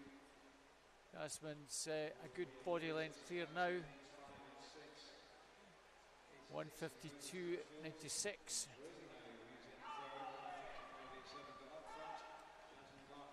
So the advantage, best part of 2 seconds, and being extended. Katie Aitchison in 1. not that far behind. Rosie's Touchfield looks the likelihood that she's going to get second place now. She's finishing pretty strongly over in lane number 6. There's no way that she's going to catch the leader in lane 4 now. Aspen Vargas comes in and takes that. Very much her entry time, 2:32.55.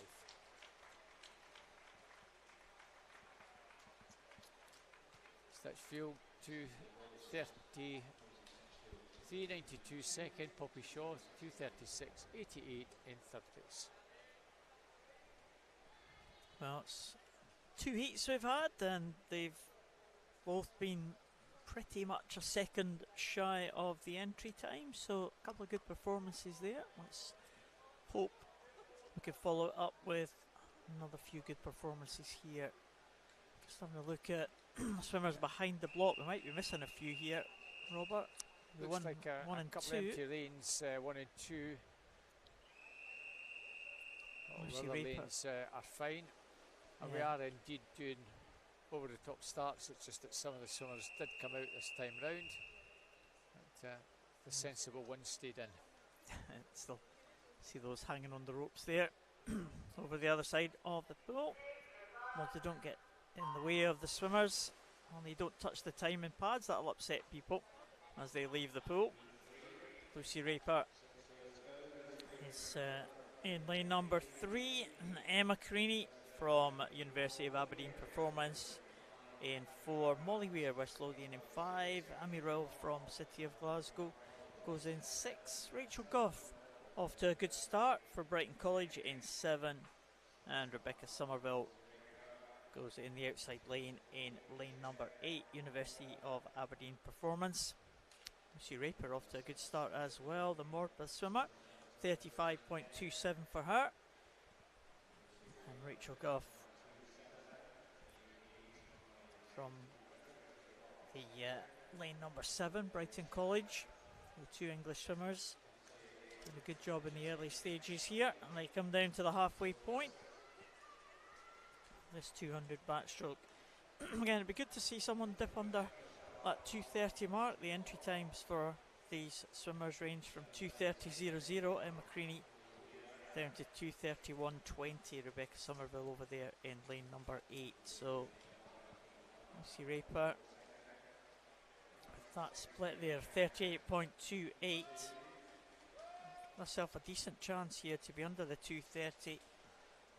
If you do double that one up, you get to 2:29 or so for Lucy Raper. So that's about where we are. Rachel Goff is still very much in contention, but Molly Weir starting to come back for West Lothian in lane number 5. Lane number 8, Rebecca Somerville, beginning to pick up the pace a little bit as well. But it's still the early 2 leaders. We'll just check the splits here, see if the other ones are closing up. Yeah, not by much. Rebecca Somerville, the one who's the fastest, 39.2. But Lucy Raper and Rachel Goff, 39.7.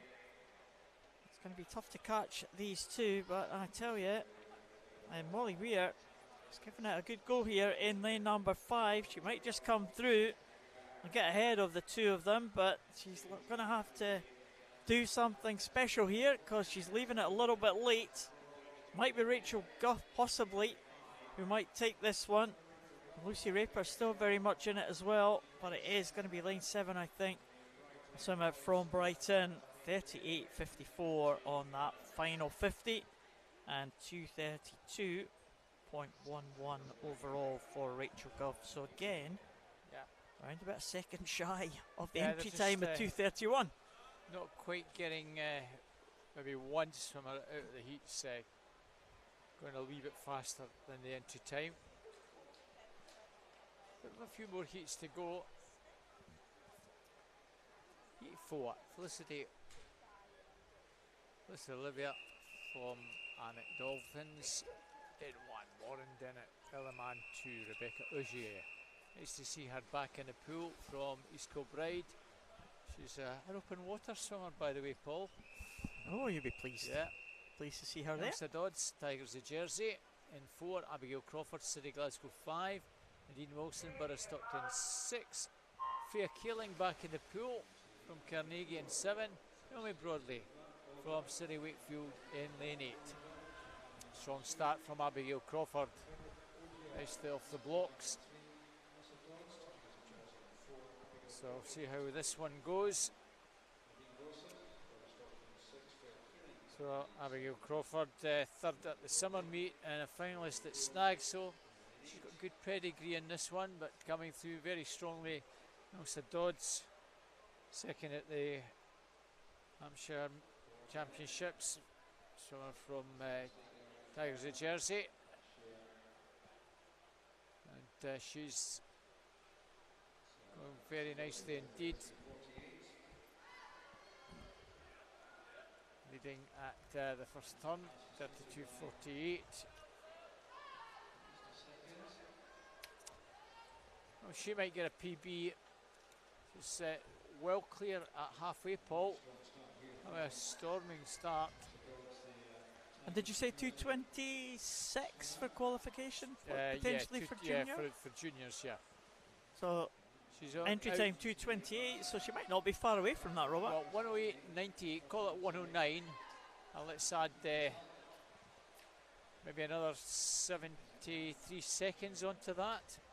I'll be overly generous, call it 74, we're looking at 2:23.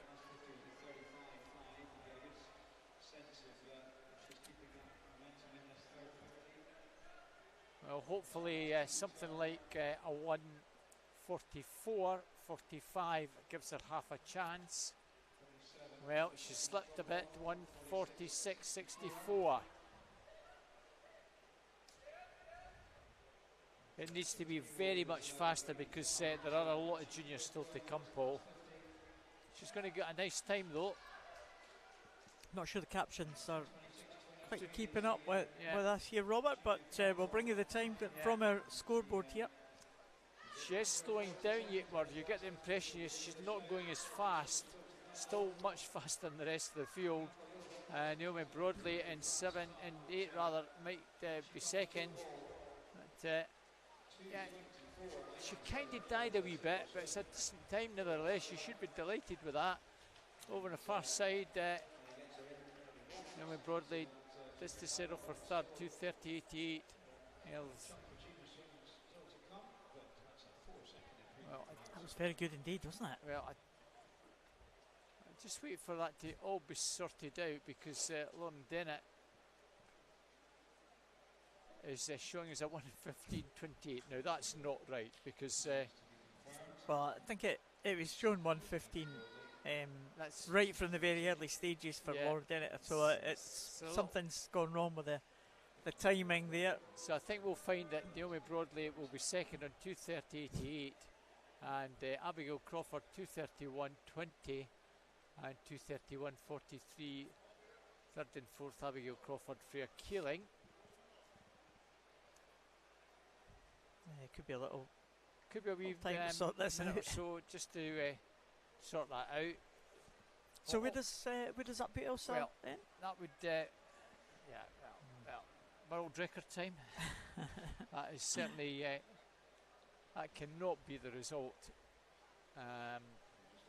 We'll have to wait for that. It's showing in the board, but they might move on. Get that application, record application form in then. Yeah. Yeah, that shouldn't have been made official, that result. It's disappeared now, but we're moving on to the next one, I think. Nevertheless, it's a great swim from Elsa Dodds, wasn't it? Yes, it was. Right, we have Aragill from Carnegie and her teammate Gemma Brown in 2, Lisa McNair Stirling swimming in 3, 4 is Kathleen Bodie, University of Aberdeen Performance, 4 Naomi Wilson, Warner Bass Club, in 6 we have Attendant Younger from Borough Stockton, 7 Mai Rogers, Warner Bass Club, and 8 Sophie Green from Hatfield. Times in this 2:27.40 to 2:28.27, so we might have a few that can possibly pop under that 2:26.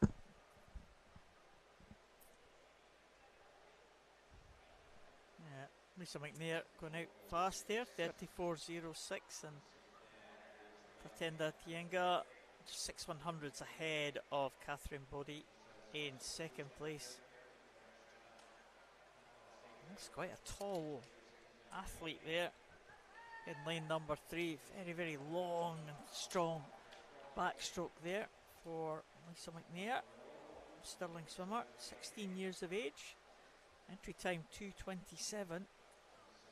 She comes to the halfway stage, Robert. How does she compare with Elsa? It was Elsa at the halfway point, 1:11.62. A lot slower. However, I'm expecting Lisa to be more steady in the second half of the race. You know, if she does another couple of 37.5s, we're talking 2:26. It won't get her another swim pole, but if she can do that, it's a wee PB, and that's all you're hoping for. Absolutely. This type of meet. This is something that our wee sister, sort of big sister, Susie McNair, when she was probably 14, 15, that was probably maybe the best of the 4 strokes that Susie was good at. Lisa is probably, at the moment, finding this is still her strongest event, although she is improving all round. Stuff from Stirling. She's getting caught by Ara Gill. Yeah, Ara Gill. Useful swimmer from Carnegie. She just needs to believe in herself some of the times that she can do this. And Ara Gill certainly coming through very strongly. She was the runner-up at Scottish National Age Groups, and she actually takes this from the outside lane. Cracking swim from Ara from almost nowhere. And she's looking up at the board as if to say, wow, how did I manage that? Thumbs up, well done, Ara. Also helps, her dad's also officiating and happens to be in the very same lane. It's not intentional, it just happens. So she put her thumb up to her dad, said, oh, that's okay, Dad. Good stuff. It's always nice when your daughter or your son comes in and has a decent swim. Okay, it's not a PB, but you win your heat. Well done, her. A nice swim from Lisa as well. Maya Rogers taking third. Result just taking time to get itself sorted out. Maybe a couple of changes in the times there. I don't think it affected the top 2 spots that we were talking about for most of that. Ara Gill and Lisa McNair move on to the next heat, which is heat 7. Don't think you're anyone in lane 1, Paul, or in lane 5. So 2 missing Aren't you lanes lucky? again? You've only got 6 to talk about. I'm going to manage. We'll see. We'll try. Abigail McInerney from Inverclyde in 2. Zoe Crawford, Forth Valley in 3. Greta Jacobitaiti, Derwentside and Gateshead in lane number 4. We have Abby Coventry from Morpeth in lane 6. Jessica Kirkwood in lane 7 from University of Aberdeen Performance. And Caitlin Peebles from East Lothian in lane number 8. So our entry times in this 2:25:30 to 2:27.2 or 2.3 rather. Caitlin Peebles, the slowest of the 6. She has turned 6th. But it's all about times for these girls. Here's Jacobuti, 33.65.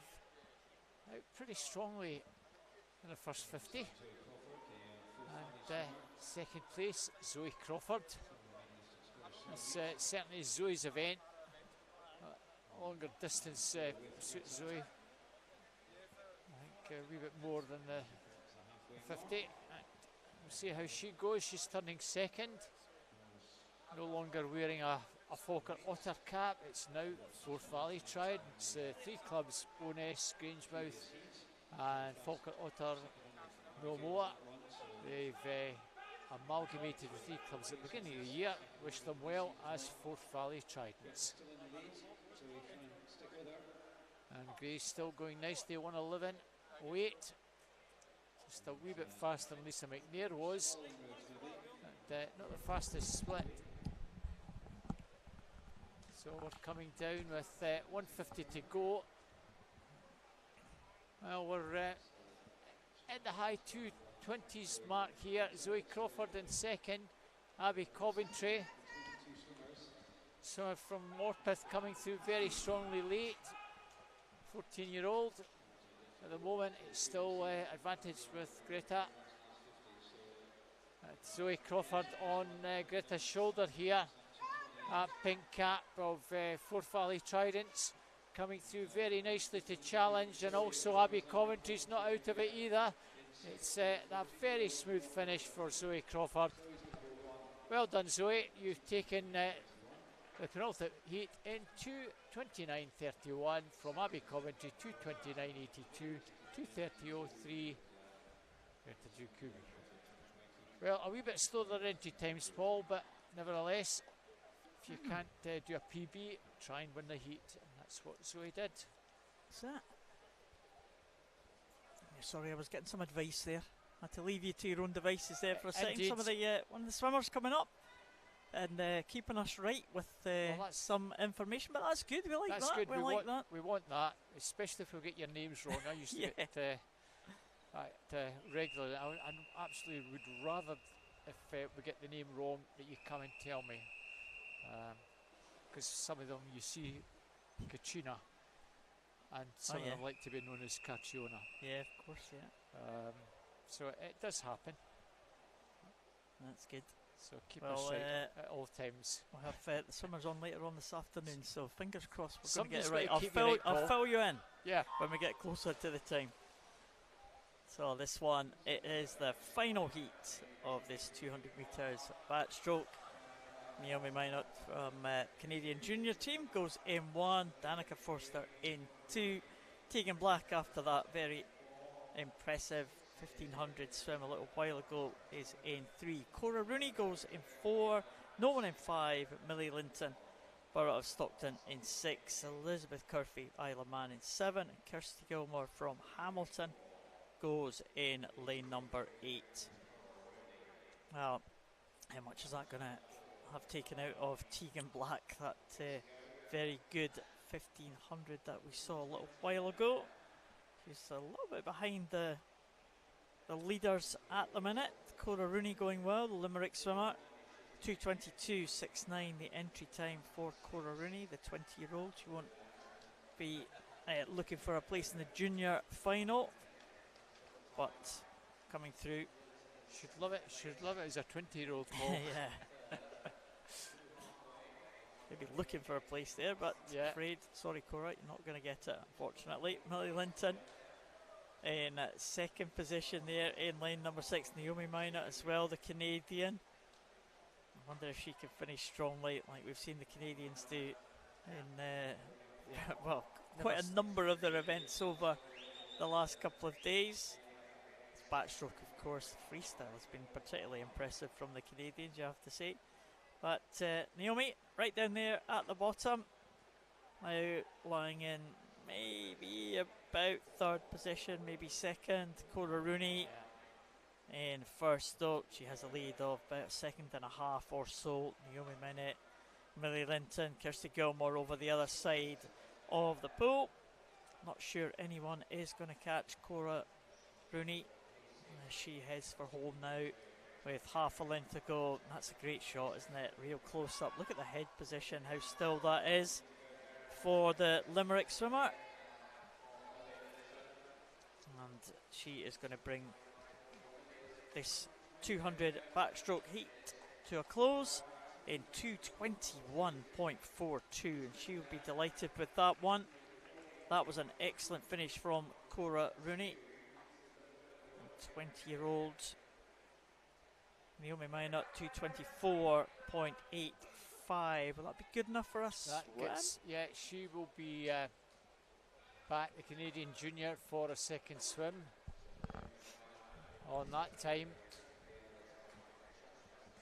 Millie Linton as well, I think was on the 2:25 range. I'm not sure if she's going to sneak in with that, but yeah. What was that, 2:25? Did you take a I didn't get it, but 2:26.23 was the slowest time, so that's out, and 2:25:45. Well, we do try our best, Robert, but for the definitive answer, just check the meet information. That's probably the best idea. Don't take our word for it, for goodness sake. But yeah, we do try our best to keep us up to date. We are very trying, aren't we, Paul? Yeah. Well, we're away for the next set of heats, and it's the Male and Open 200 metres backstroke. Kyle Mossman goes in lane 2 for City of Glasgow. Aidan Anderson, University of Aberdeen Performance in 3. Michael O'Neill, Borough of Stockton in 4. Logan Muffet, Stirling Swim in 5. Gregor Ross for City of Glasgow going in lane 6. And Finlay Bennett from Rutherglen goes in lane number 7. Gregor Ross leads them out, 30.96. Again, all these times are, well, 2:20. Michael O'Neill 2:19.9, so all very similar times in terms of the entry. But an idea what we're looking for here for a junior final, Robert? Well, I will come back to you on that one, Paul. I'm hoping that our database is going to get updated very shortly for that backstroke. Gregor Ross leads them through that halfway point. Michael O'Neill in second position at that halfway, and they've gone out relatively good pace here, giving himself a good chance of coming back under that 2:20 mark. Certainly the leading 2 or 3 thereabouts, so they go through. Gregor Ross has swum this pretty well. City of Glasgow swimmer, the 17-year-old, 140.98. Again, he's picked half a second faster than Michael O'Neill, going in lane number 4, just pulling away. Well, it should be a decent enough time here for Gregor Ross. His entry time of 2:20.43. Severely under threat here. Clock just ticking over at the 2:10 mark as he comes in to the last 5 metres. It's going to be an excellent swim from Gregor Ross. 2:16.37 for him, and that is a big improvement on the entry time for Gregor.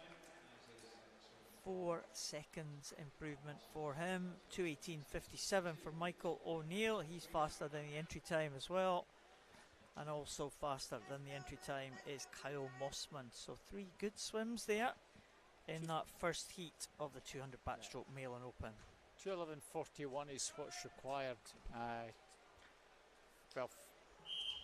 that will get you an 8th place, an equal 8th place. In junior? In junior. Ooh, right, tough standard. Naomi Minot will be in that junior final. The only one. It's, yeah, hard to get into these finals. Elsa Dodds on a 24. Sorry, I beg your pardon. Elsa Dodds on a 24.97 also qualifies. So those 2 are in.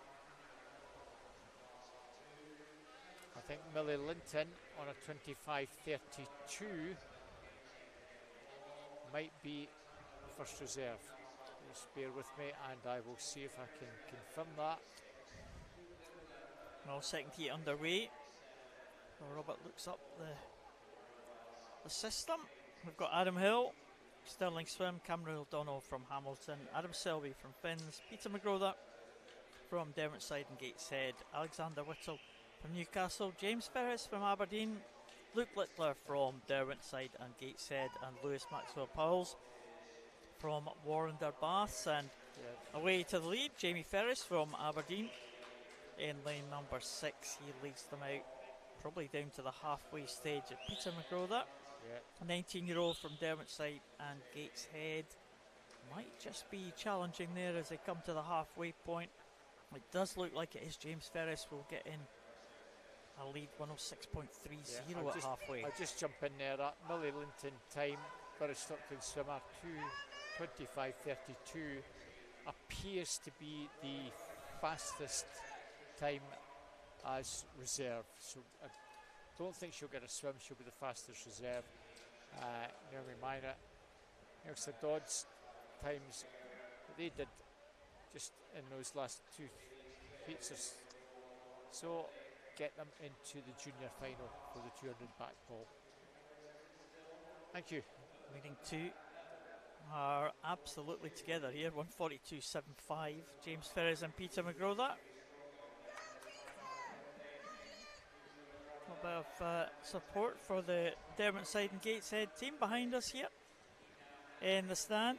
Peter McGraw that coming through now in lane number 4, looking very good indeed. The 19-year-old from Derwentside and Gateshead, and entry time of 2:16.10. He's going to be there or thereabouts, maybe just outside. 2:16.84 for him, getting in ahead of James Ferris. Jamie Ferris it was in second in 2:17.84. Peter McGraw that swam that second half of that 200 very well indeed. I'm just waiting for the result. There we have it. 2:16.84, exactly a second between the top two. Jamie Ferris in second and Cameron O'Donnell in third place in 2:20.39. You're doing all the hard work. Well, I'm used to it. I'm used to it. I know. So we have the third of the 4 heats now. Daniel Moorhouse from Derwentside and Gateshead in 1. 2, Luke McCall, Wonderbass Club. 3 is Nicholas Land at Newcastle Swim Team. 4 is Ethan Collins from Stirling Swimming. Very good start from Ethan there. 5, I think, swim number 3, run first from Wickham District. 6, Jack McGann, Stirling University. In 7, Sigurd Olav Bergstrom from Randaberg in Norway. And our final swimmer, Ruben Pearson, Belshill Sharks, goes in lane number 8. Now Jack McCann is the leader at the first 50. Second place is the Norwegian over in lead 2, but McCann is out very strongly. Paul looks very, very good so far. A commanding lead at halfway. He does look good, doesn't he? 2:14.10 the entry time for him, and just look at the halfway point there. Oh well, that's maybe why he was going for 100 time here, well, by the looks of things. Well, that is yeah, that's fine. We'll have a disqualification if he doesn't complete, which he doesn't, because we're going to do that. So back to the action in the pool. Rowan first in lane 5, and Ethan Collins in 4. But the Norwegian Bergstrom still very prominent in lane 7. There's not much between them. Rowan first, Ethan Collins and Sigurd Bergstrom. 141.85, 141.98 and 142.21 down the final stretch.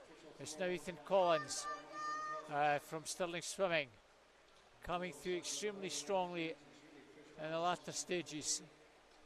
All looking at a finish time somewhere in the high 2 teens. Well, he's finished extremely strongly. It's going to be, well, a really, really fast finish. 2:15.12. He did actually pick things up quite substantially in the latter stages. Maybe saving himself for a good finish there, Paul. 2:15.12. He did have that good finish. Rowan first as well. That's the third swim we've seen from him this afternoon. Isn't it? Got that extra swim early on. Yeah, he did. In the breaststroke, he was in again in the 100 freeze, back again. 200 back. How many more has he got? Goodness, maybe a busy last afternoon for Rowan. Did well in that one though, second place. Really, really good swim, yeah, indeed. He's just warming up. Yeah. So, last heat is just about on its way, and Lucas Brown in this one again, Robert. And Lucas Brown, he swam in the backstroke events the last couple of days. Oh, there's the disqualification as we expected, of course, the swimmer who stopped. So we should have mentioned, yeah. But the result is confirmed otherwise. Had he kept going and finished the race, even if he'd finished last, if he'd wanted to use those splits for the 50 or the 100, they would have counted, Paul, as you know. But he's obviously just went out just to see what time he could have achieved. So our final heat of this one, Ethan Williams, Newcastle swim team in 1. Tyler Spalding for Carnegie in 2. Ethan Stewart, Hamilton Bass goes in 3. Lucas Brown, that you mentioned, very strong off the start, Stirling University in 4. This is certainly his event. Harry Sharp, Warner Bass from 5, and teammate Aaron Drake in 6. Oliver Blanchard, one of the Canadian juniors, goes in 7. And another Carnegie swimmer, Nathan Wilson, goes in 8. So why do you think Lucas Brown, with these fast entry times, just swimming in the afternoon, do you think, is there like a clash with his work or something like that? I can only guess that there might have been some sort of stuff that he had to attend university, and he's been given a dispensation, and as a result they've slotted him in to the fastest heat in the the afternoon session. Yeah, it's been unusual, isn't it? It is unusual. Every afternoon he's been in there, so yeah, it must be some reason for it, but he's done pretty well when he's come in the afternoon. It's almost been the glory leg, isn't it? Because he's been against the slower swimmers, so it's made him look pretty good being in front. But his times have been fairly decent, haven't they? Well, the two Wonder boys have a good contest as well. At the moment, Lucas Brown's got to keep pushing on if he wants to get into a final for this evening. Still a big ask. 2:07.41 is what's required. He's on a 2:06.80, and I don't think he's going to trouble judges it on a 1:36, Paul. He's going to be in second is Harry Sharp in lane 5 from Warnder. Over Blanchard going pretty nicely in 7, and Tyler Spalding in lane 2 also prominent. I think he's going to have to settle for 4th. Blanchard might get second. Lucas Brown comes in and takes that. Wouldn't say he's given it the full 100%, easing down at the end. 2:11.22. Probably knew that he wasn't going to get a qualifying time. Oliver Blanchard takes second. 2:12.08. Harry Sharp 2:12.57. And I don't think any of those swimmers have made finals, junior finals or whatever. Well, that's unfortunate. And that includes Canadian junior, by the way. Yeah, not many events that hasn't happened, actually, Robert. I think that's one of the exceptions. But we stick with the 200s. We've got the 200 breaststroke now for female swimmers, and it's unusual. Yesterday we had, I think, about 12 heats of the 50 freestyle, I think, for men, and there was 3 heats of the 50 breaststroke for female. Now, 200 breaststroke for female, there's only 2 heats in the afternoons. That's unusual, isn't it? Quite unusual, very unusual. It's almost as bad as the 200 butterfly, Paul. Because that's the one that we very rarely can fill. Anyway, well, let's see if these 200 breaststrokers... That's more the Scottish point of view rather than a UK point of view, I would add. Well, it's quality, not quantity, for this 200 breaststroke. Yes, indeed, Paul. We have Molly Irvin Watson from Dumfries in lane 2, Emma Binney from Inverclyde in lane number 3. We have Madeline Hull from Warren de Bass in lane 4, Lexi Lamont from Aberdeen in lane 5, Rose Keefe from City of Wakefield in 6, and Bronwyn Payne from Best. She will go in lane number 7. Looks like lane number 6 leading them through. Rose Keefe from City of Wakefield. We saw her yesterday alongside one of her teammates. And the two Wakefield swimmers won. I can't remember what event it was now. It was a longer distance event. I think it was the 400 IM yesterday. They won their heat and streaked ahead of the others in the field yesterday. And they used that breaststroke to great advantage in that individual medley. So Rose Keefe again in lane number 6, leading them through. In fact, being led actually by Lexi Lamont, but Rose Keefe very, very close behind Lexi Lamont, the leader for Aberdeen. These two coming into this very last turn here. I'm hoping for somewhere around about the 250 mark. Both of them entered on 250. 250.1 for Lexi and 250.3 for Rose. And Lexi Lamont just extending that lead slightly as they go into this last half length now almost of breaststroke. Looks like Lexi Lamont is going to take this one, the 16-year-old.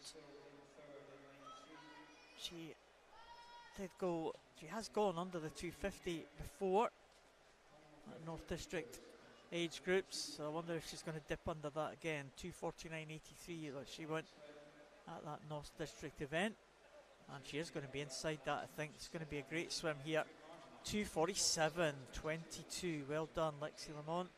Rose Keefe in 250.17, and she is faster than her entry time as well, with Emma Binney coming through into third position there, the Inverclyde swimmer. Emma Binney in a time of 252.57, but two good times at the front of the field there, improving the entry times.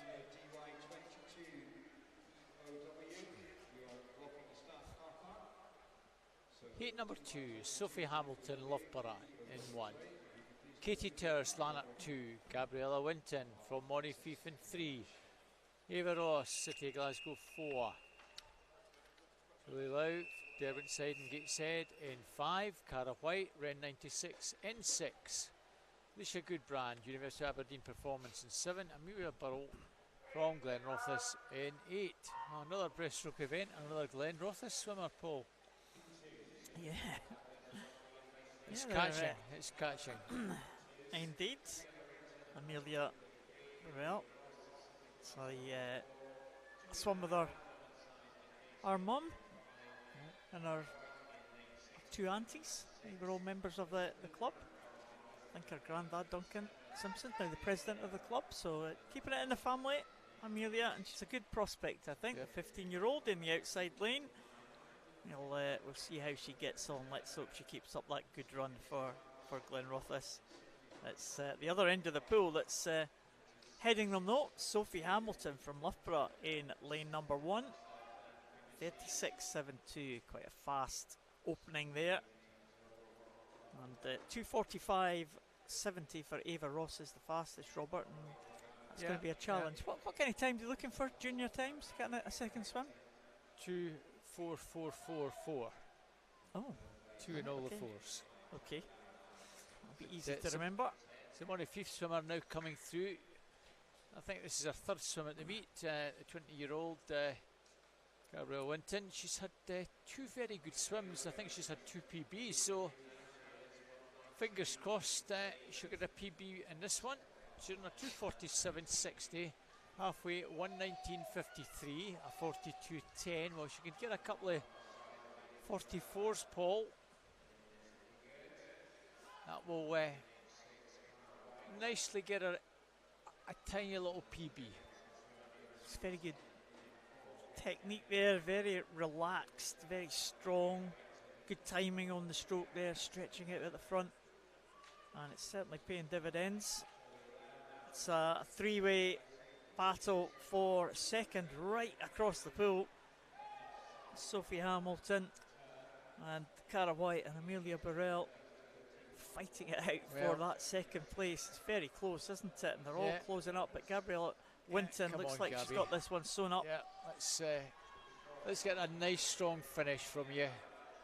She's going really strongly down the final 30 metres or so, and good to see some of the wee clubs doing well. And I include Glenrothes as one of the wee clubs as well, Paul. They super achieve, as you know. Yeah, absolutely. Like they might get into the top 3, certainly, if not the top 2, maybe, for Amelia Burrell. She's coming through into second. She's not going to catch Gabrielle Winton. Oh, well, that's a nice 2:45.54. Yeah, nice swim, Gabrielle. Well done for him. And it was Amelia Burrell just winning that close contest with the outside lane. Sophie Hamilton.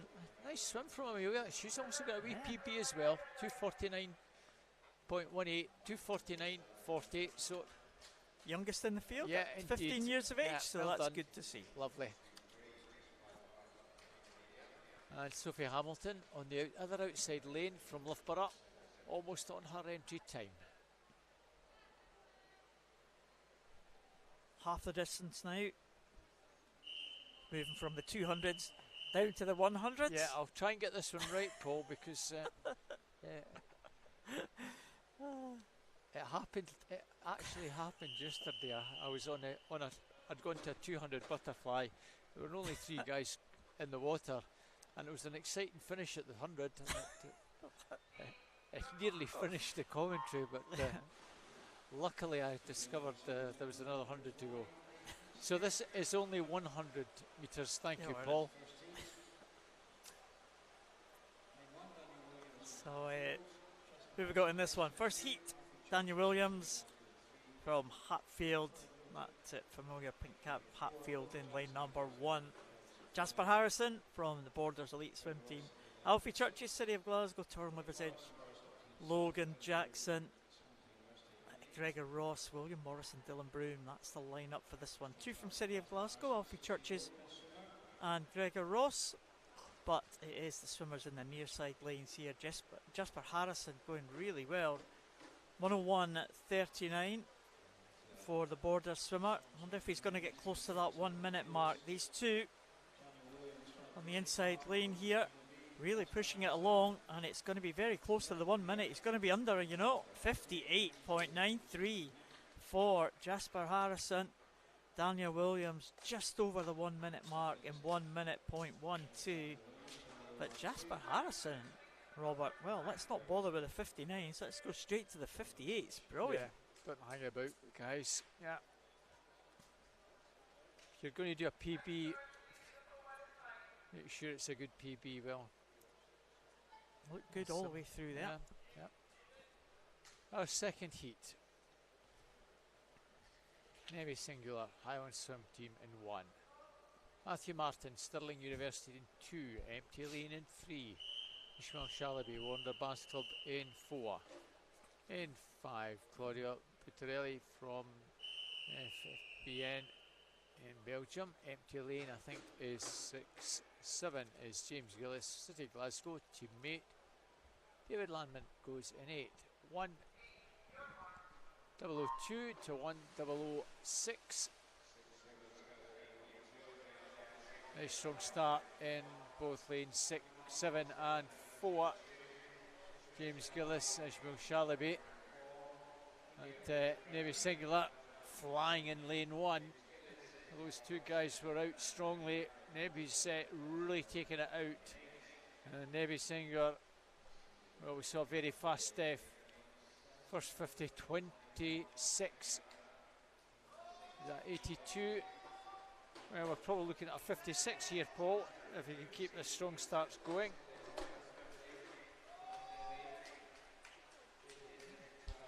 Maybe still with the advantage. Lane 5 and 7. Claudia Butarelli, James Gillis, but Nevy's got this one. Nevy takes that, almost a dead heat for second. James Gillis 59.55, 59.56. I did say it was almost a dead heat, 100th in it. But there we have Nevy taking that, a 58.27. And just like the first one, if you're not going to do much of a PB, do a big one. Yeah, 2 big swims there in the first 2 heats. Getting into the 58-second range. Can we get someone else into that range, or maybe faster? Rory Webster, Dumfries in 1. Harry Cook from Aberdeen Dolphin in 2, Rory Young from City of Glasgow in 3, Rico Brinkman from Loughborough in 4, Ethan Collins, Stirling Swim in 5, Charlie Ward, Borough of Stockton in 6, Fergus Woodward in 7 from Portobello, and Alexander Whittle from Newcastle in the outside lane in lane number 8. Good start. Swimmer in lane 2, Harry Cook, youngest in this field at 15 years of age. A few clubs in Aberdeen Dolphin being one of them. They seem to feature quite well in the sprint events, 50s and the 100s, and Harry Cook doing well in the early stages of this one. Rico Brinkman from Loughborough now starting to come back in lane number 4. He might just take this one. Very strong finish from Rico in 4, and he will take it in 57.93. Look at that, 50. Rico Brinkman, Harry Cook delighted with that one, 59.09. Well, he looked, I think he was delighted anyway. He should be. He's improved his time by almost half a second. A 57.93 to win it for the Loughborough swimmer.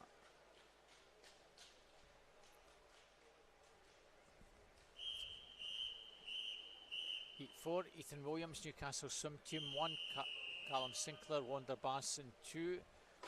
3, Ross Anderton, East Lothian Swim Team. 4 is Logan van der Meulen, Stirling Swimming. 5, Fraser Tetlow, University of Aberdeen Performance. 6, with his 4th swim, Rowan Fuss, Wickham District. 7 is Finlay Nelson, Stirling University. And 8, David Smith, Dundee City Aquatics. Rowan Fuss, he's just warming up for this one. I think he is possibly the early leader. At Fraser Tetlow in 5, coming through strongly. Logan van der Meulen well there in 4, and Logan van der Meulen maybe the leader at the halfway mark. No, it's actually Callum Sinclair from Wander in lane 2, out the turn. It's Callum Sinclair with the advantage. Logan van der Meulen in 4. It's coming down the final 15 metres. It's getting pretty tight. Logan van der Meulen putting a late surge, and van der Meulen takes it up. Fraser Tetlow in 2nd.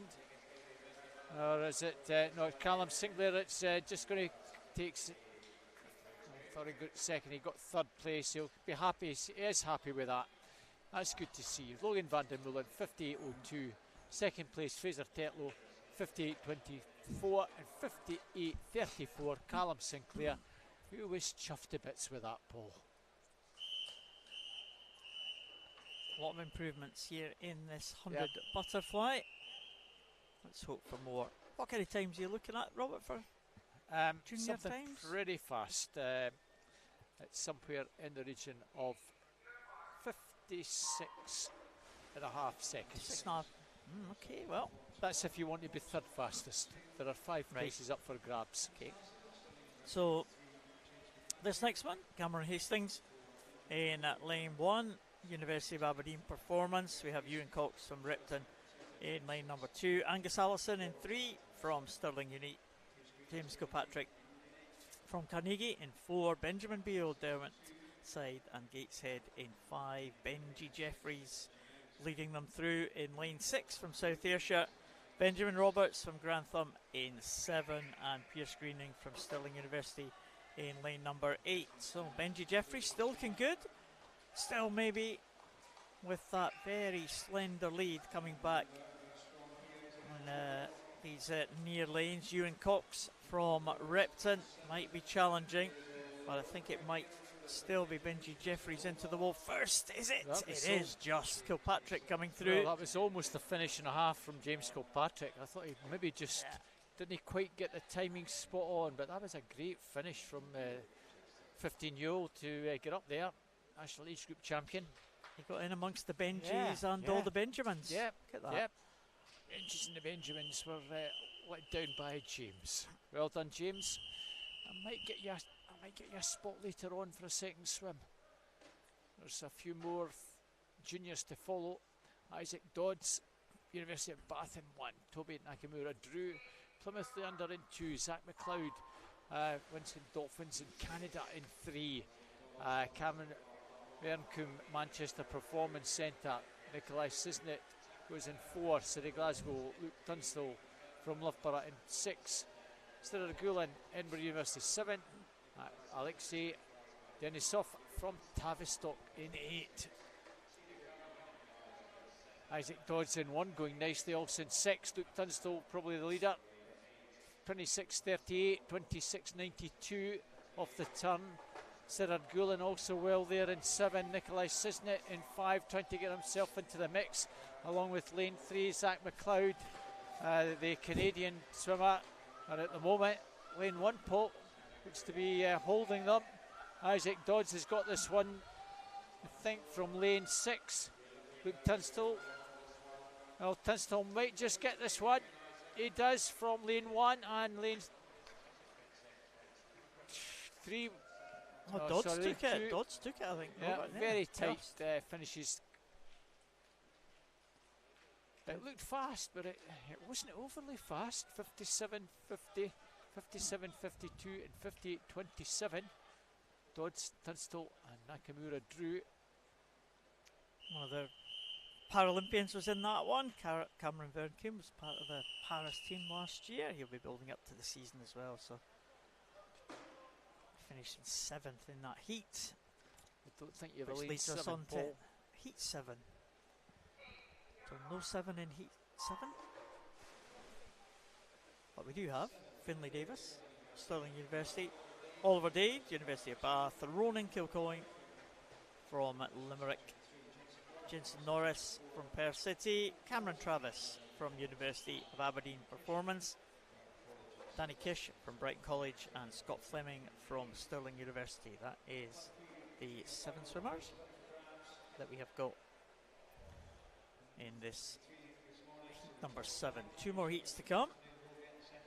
Jensen Norris out very quickly. Finlay Davis also out quickly, only separated by 4 100ths of a second. Finlay Davis closest to us. Jensen Norris right in the middle with that red cap. 17-year-old Robert, I think he'll be looking for a junior spot, I'm sure, if he can get into the wall first. I think he is going to get his hands to the wall there. 56.32. No problem. Jensen Norris will be back for a further swim with that time. 56.32. It's an improvement on his entry time. Finlay Davis also faster than his. He'll be pleased with that half-second improvement. Yeah. And Scott Fleming also an improvement by 0.3 of a second. Yeah, Scott's just having a few swims over the weekend. The East Kilbride swimmer who's now moved over to study over in Stirling, now representing Stirling University. So nice to see him doing well in his first year at uni. Same's true for Stefan Kravitz and a few others. Finlay Davis, another one that did pretty well today. Matthew Aldred, Loughborough in 1, teammate Thomas Sampson 2, Aidan Kay, City Glasgow 3, Joshua Press, Stirling University in 4, Empty Lane 5, Joe Waterson, Eleman in 6, and Loughborough's 7 and 8, Adam Bosch and Jacob Goodman. 55.5 seconds due to a 56.42. And Aldred maybe in lane 1 is out pretty fast, but lane 4, Press, don't have any splits. But I think Press, oh, in fact Joe Waterson in 6, but I think Press and Kay, Aidan Kay, 1 and 2. Certainly Joshua Press looks the stronger one. Also over in 7, flying at the death, Adam Vosch coming through very strongly, as is Aidan Kay. It's going to be on the touch here. Bosch and Kay with Press third. 55.95. Only time for Vosch. 56.26 and 56.43. Kay and Press respectively.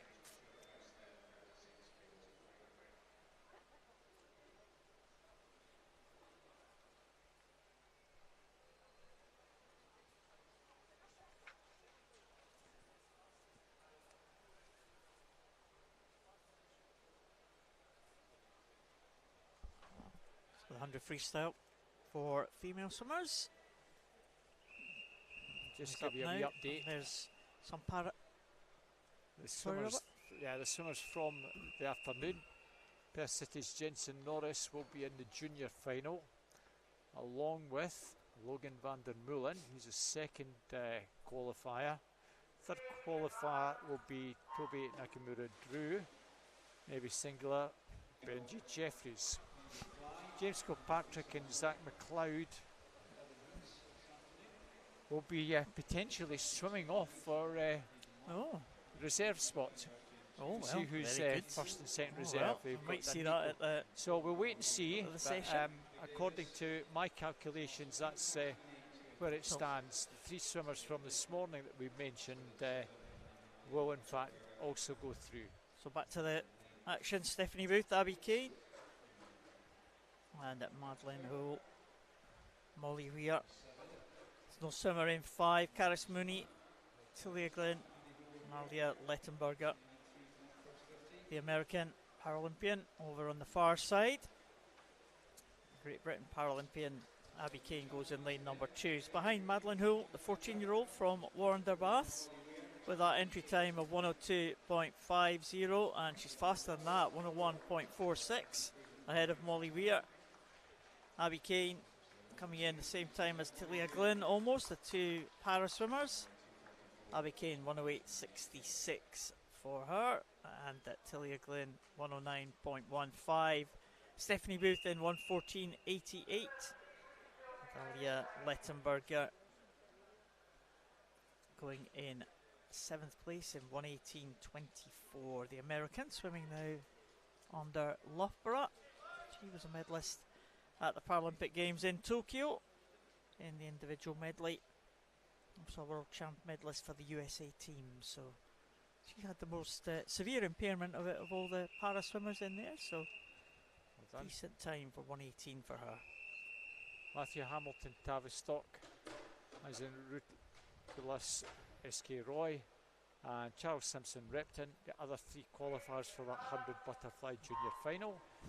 Second heat, Rose McDermott, Logan Bearsten, Lana McDonald, Stirling University in 2, Caitlin Reid, Warren-der-Baths 3, Lucy Hall, Estonian Swim Team 4, Madison Cool, University of Aberdeen Performance 5, Anna Dunlop, Dumfries 6, Jess O'Hurley from Stirling University in 7, Gina Wren, City Glasgow in 8. 102.03, 102.46 are the times in this one. Lane 4 perhaps, and lane 2, Lana McDonald, Lucy Hall, nothing much between the 2, half a second. Out the turn it's still Anna McDonald. Most prominent is Rose McDermott in 1, but Lucy Hall from the East Lothian swim team maybe just shades this one by maybe a half a metre. Lucy Hall looks as though she has this one pretty well nailed on now down the final stretch. Lucy Hall is going to take this one. Lane 6, Anna Dunlop second, and in lane 8, Gina Wren takes third. Winning time for Lucy 101.89. It's a nice wee improvement. Anna Dunlop takes second, 103.25 and 103.74. Gina Wren. Well done, ladies.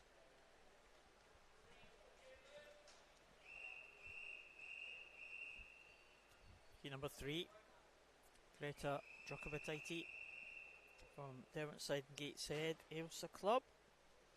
From Aberdeen Dolphin, Louise Connell from City of Glasgow, Caitlin Frame from Forth Valley, Anna Lawson from East Lothian, Evelyn Hallisey from Newcastle, Sanna Lafair from Repton, and Caitlin Morton from City of Glasgow. And that's a lineup for this third heat, third of the 11 heats in this female 100 metres freestyle. So, coming through right at the top, very close between Morton, Lafair and Hallisey. We're not going to get the splits on their screen here, and the scoreboard in the venue not really playing at the moment. I think we're back now. It was the swimmer in the centre who touched the wall first, Anna Lawson from East Lothian. sure it was actually Anna Lawson, but we'll see what we get when we get to the final stages now. It might be lane number 6 coming through, and it was Evelyn Hallisey. Anna Lawson was in lane 5. That's what fooled me for a second. So she must have been first to the turn, but she wasn't first at the end. That belongs to Evelyn Hallisey. 1 minute .80 ahead of Anna Lawson, and Sana Lafayette 102.89 in third. So good time there from Evelyn Hallisey. I think we said that every time she swam. Evelyn Hallisey, 1 minute .80.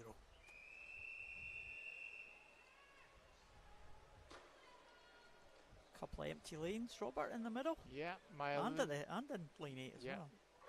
University have been performance in 1, Eva Ross, City Glasgow 2, empties 3 and 4, 5, 6 and 7, Ella Pullman, Glenrothes, Julia Stala, Stirling University 6, and Grace Turner, Grantham in 7, empty in lane 8. Now we've got a Glenrothes swimmer not doing breaststroke now, freestyle. It's Ella Pullman, who's out nice and sharply, Paul, in lane, in lane 5, it's Ella Pullman rather from Glenrothes, the 18-year-old, with the advantage. Oh, it's actually Grace Turner. Ella Pullman looked as though she was leading. Those three pretty well together. Maya Loon coming through very strongly indeed now on the near side, and she's flying down the final stretch. Can she get close to the final three over the far side? Grace Turner, Julia Sala and Ella Pullman. Potentially it's a 1, 2, 3. It is 1:00.77, 1:00.09 and 1:01.64. Nice race from those three. Grace Turner, another one for a busy afternoon. That first race, wasn't that when she lost the cap? On the freestyle heat number 5, Katie Utterson, 16-year-old from Newcastle. Theo Vega from Bergen in 2, Molly Irvin Watson from Dumfries in 3, no one in 4, Lexi Lamont going in lane number 5, Alicia Baxoli Soler goes in lane number 6. Lauren Dennett from the Isle of Man goes in 7. India Leonie Bryden from Dundee City Aquatic out there in lane number 8. Lexi Lamont going well, the Aberdeen swimmer. The middle lane, 1 minute .70. And she's given herself a little chance to try and dip under that 1 minute mark. 29.20. Might not quite be enough to get under the 1 minute. She's going to give it a good go as she gets in here. It looks like in lane number 3, it's Molly Irvin Watson. It's between these two now, Molly Irvin Watson and Lexi Lamont. They're coming up now. The clock just ticking over to the 1 minute, and they are, just in the low 1 minute point. 29 low. They're leaving themselves a lot of work to do on that second 50 to dip under the minute. But Molly Irvin Watson came through strongly. Lexi Lamont in second. Lauren Dennett in third place. Again, some good times there as well. Yeah, just a wee bit faster entry time. Well done, Molly. Becky Watson, Borough Stockton 1. Elman Milun Nygaard from Bergen in 2. Asma Lafayette from Loughborough in 3. Ella Smith, Borough Stockton 4. Jade Blake, Stirling University 5, Carthen Noble, Newcastle Swim Team 6, Abigail McKerney from Inverclyde in 7, and Harry Oldfield, Anik Dolphin in lane number 8. Going well in 1, Becky Watson also prominent as Jade Blake in lane 5. Times in this one just in the high 59s. 59.85 through to 1:00.58, and out the turn 28.52. Jade Blake, well, she's given herself half a chance of getting under the minute mark. Coming through strongly in 4 now, Ella Smith. It might be Ella Smith Edinburgh Stockton swimmer. A gutsy finish, and a really gutsy finish, pulling a well clear.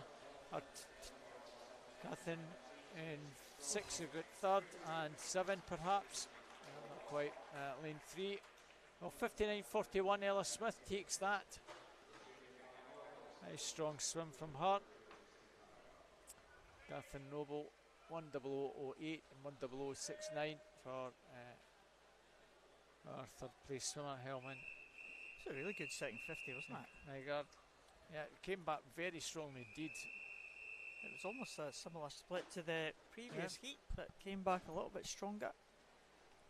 Dipped under 1 minute. Amelia Mardell goes in lane number 1 in heat 7. Ailey Robertson goes in lane 2 for South Ayrshire. Rosie Forster Warrender in 3. Leanna Ledane from Swim Munster goes in lane number 4. Eloise Cole from Repton in 5. Orla McInnes Hart Midlothian in 6. Abigail Minto Swim Leinster in 7. And Natalie Marshall from West Lothian goes in the outside lane in lane number 8.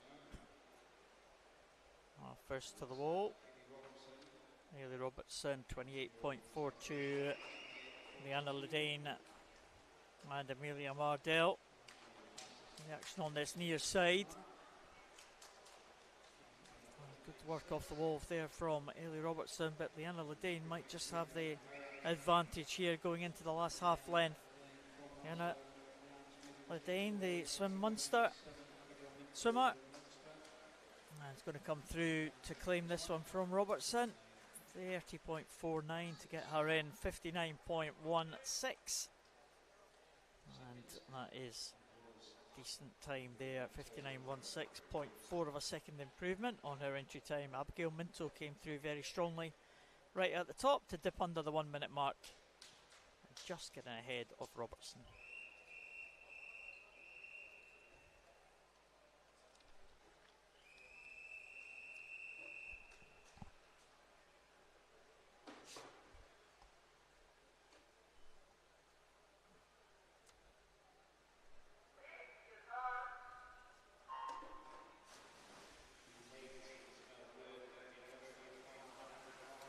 So our next heat is Isabel Wood in 1, Edinburgh University.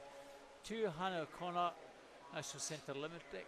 Isabel Kidney, Swim Munster. 3, 4, Mae Singer, Loughborough. 5, Livy Freeman, Morpeth. 6, Melissa Mainwaring, City Glasgow. 7, Abigail McLeod, Canadian Junior Team. And 8, Eva Harrington, Swim Munster. Mae Singer 27.90. Well, that's out pretty fast, and certainly all these swimmers are sub a minute. You expect them to be challenging sort of for about 58 if they can. And Singer at the moment looks pretty strong. Isabel Kidney in 3, chasing her, and Livy Freeman in 5. That's going to be the 1, 2, 3 as per it should be on the seedings. And we have a very fast time, 58.55 for me.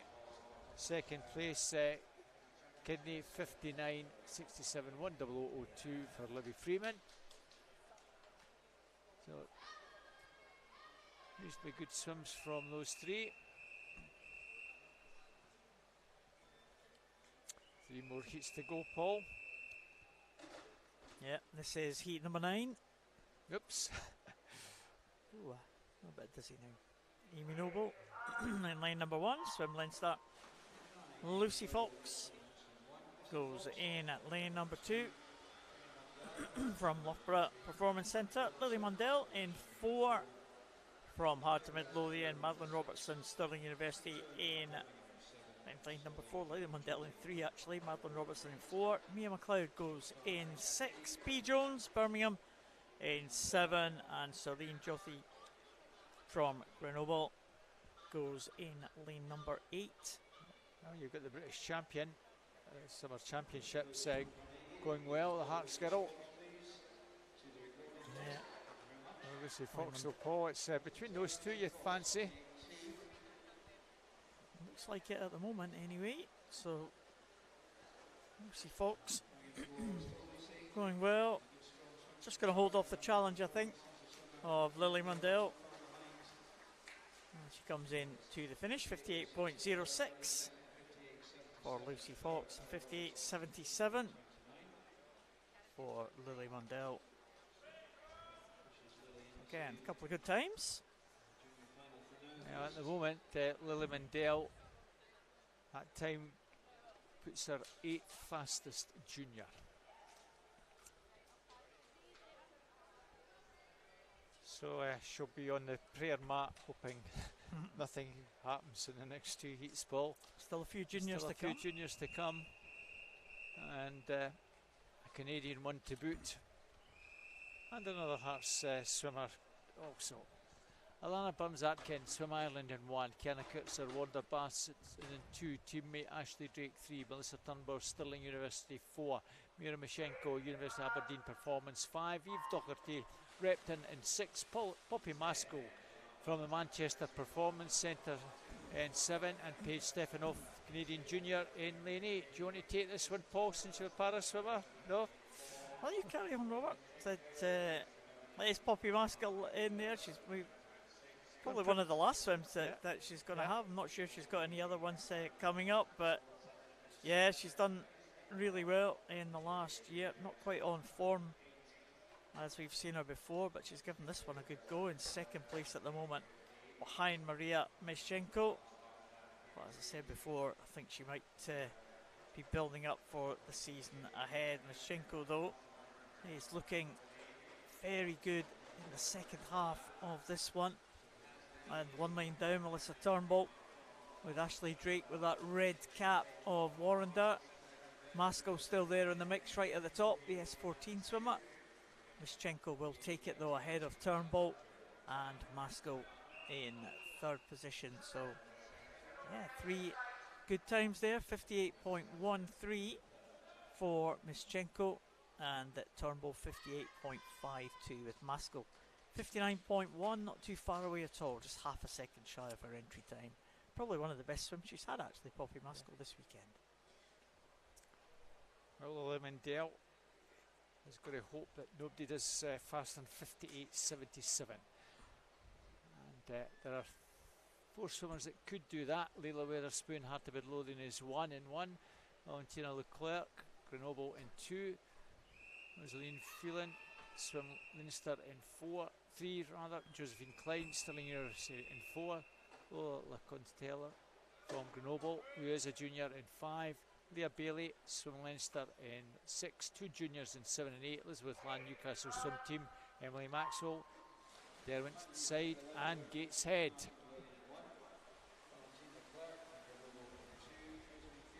Well, smartly away, Leila Weatherspoon, the Heart swimmer. Well, she's seen what Lily did, so she'll want to go one better than her teammate. Also coming through strongly, Rosaline Phelan in lane 3. Phelan and Weatherspoon. Josephine Klein also prominent. At the moment, Leila Weatherspoon, fastest junior so far in this heat. She's getting swallowed up in lanes 3, 4 and potentially lane 5. Lola Leclerc coming down the stretch. It's very tight between lanes 3 and 4. Rosaline and Josephine. Oh, it's going to be 3, 4, 5, I think.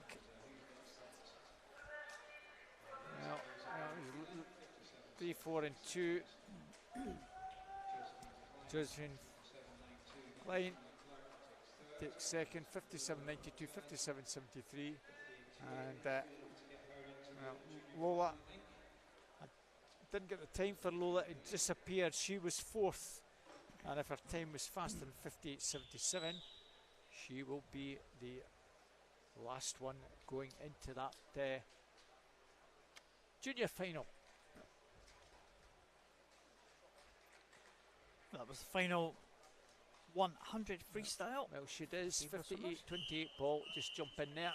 So she breaks hearts. Leila Weatherspoon also did a 58.62, so she was faster than her teammate as well. Breaks hearts, as I see we did there. Yeah. The heart swimmer. Yes. Well done, Robert. Well, we've got a few empty lanes here. We've got a couple of para swimmers in the outside lanes, and that's Sam Downey. I'll go backwards. You go So backwards. like Sam Downey in lane 8, right at the top there. Simon Laviolette in lane number 7. Edward Evans in lane number 6 from Beckenham. Alex Andrews from Repton in lane number 5. Benjamin Beale goes in lane number 4 for Dermottside and Gateshead. And the man in lane 1, he was the man that came up, visited us a little bit earlier on, Robert. And it's Bjorn Owen, he tells us his name. We used to call him Bjorn Iron, but it's Bjorn Owen. Is it Owen? Yes, that's what we've been calling him. That's why Bjorn actually came up and had a wee word with me, and then he had a wee, bigger word with you, Paul. So thank you, Bjorn. And he did tell us he was a para swimmer. We've got him in our listings as an S10 swimmer. He says he's been reclassified now. He's now an S9. So it's not an official para meet, so the points are not being used at this para meet, but Bjorn in the official record is now an S9, not an S10, as we said previously before in the commentary. So we'll see how he gets on here. He's off to a very good start, actually, right down at the bottom. Bjorn Owen. I'm sure I sat beside his mum and dad once at a competition, and they must have told me that before, but I've obviously not retained it. Maybe it'll go in second time lucky. So we'll come back to the para swimmers a little bit later on, because we've got some non-para swimmers in it as well. And this man, Simon Laviolette from FFBN, the Belgian swimmer, is stretching away at the front of this field, just 17 years of age. He goes through the halfway point at 1:58.78. What kind of time are we looking for juniors in this one, Robert? Because the Belgian is a junior. I'll check that out and let everyone know very shortly. And we got Edward Evans following him, Alex Andrews as well. They're having that close contest, but the Belgian swimmer, wow, he's really gone away very strongly indeed. We've seen him see some excellent swims. Individual medley was very, very strong. And this 400 freestyle looks absolutely excellent. It's going to be quite a lot faster, you would think, than his 4:17, but you never know. We'll wait and see as he comes down to the 300 mark. I expect to be fairly challenging potentially to get into the junior final, but I may be way wrong here. I don't think there was maybe too many juniors that actually took part this morning. Someone there's gone over just in the 3-minute mark, so you're looking at something around about the low 4 minutes, Robert, for the Belgian. In second place as they go through, it looks like Edward Evans and Alex Andrews in third. Benjamin Beeline in fourth at the moment. And the two para swimmers in the outside lane, we'll come back to them. So for the A final, although I don't expect there to be many challenging that, 3:57.37 for the the A final. The B final, 4:00.34. Well, there's half a chance that another swimmer might manage to get there. And as far as juniors are concerned, well, guys, Simon's coming into the finish here, and we'll see what he can process here in 4:03.52. So that's an excellent improvement there for him. So we'll come back to that junior time in a minute once these swimmers come in. Yeah. So we've got coming in now, Edward Evans is going to be in second there in 4:18, just outside his entry time, and Alex Andrews in third. As Benjamin Beale comes in, the two para swimmers, look at Bjorn finishing really strongly at the bottom there. Bjorn Owen, 4:31 for him. 4:31.43 is a slight improvement. For Bjorn. He was entered at 4:31.80. And Sam Downey, well, he's an S8 swimmer. Bjorn was telling us he's an S9, so Sam Downey has more of an impairment than Bjorn. And he has an entry time of 4:48.00. Not sure he's going to be on that. Yeah, wee bit over it. but a good- 4:56, 7-1 for that's Sam. okay. And Sam Downey, medalist in the World Championships in 2023 in backstroke, and he's been a world finalist in the 400 freestyle before in 2022. So, one again building up for the para season ahead. But that was a good time, that 4:03. That'll put him in contention for a junior final, Robert, as the second heat swimmers come out. A 4:03, Paul, will almost certainly give him a swim in the junior final. Just we only had one junior that didn't either make an A or an A final, super final, or a B final. That time 4:00:52. So there are actually 7 places, or you could say there's actually 8 places up for grabs, but probably in real terms 7. Oh, we're missing the far lanes on this second heat. So no swimmers in 7 and 8, but we do have Charlie Cassidy, Swim Ireland, Conor Aspinall, East Lothian, Ewan Jones, Stirling Uni, Liam Hareton from Tabby Sim, Callum Sinclair from Warrender, and Alexander Bell from City of Glasgow. That's the lineup for this second heat of the 6 heats. Well, coming back to that 100 butterfly railing open, I did mention, we mentioned James Kilpatrick splitting the Benjamins and everything, or the Benjis. Apparently there will be a swim off, and I half suspect it will be James Kilpatrick, who got at the same time as one of the other swimmers for one of our earlier events. So is that the end of the session or beginning of that next? will be at the end of the session. So that's please don't switch us off at the very end if you're on the live stream. We won't get switch switched us off either. if you haven't already. If you haven't, if you haven't had enough of us, there's more to come, unfortunately. But, Charlie Cassidy going well in the second heat. Swim Ireland swimmer 4:14:21 was his entry time. Taking Conor Aspinall with him, 16-year-old from East Lothian. 4:12:10 the East Lothian swimmers' entry time as they come through the halfway point. Cassidy and Aspinall.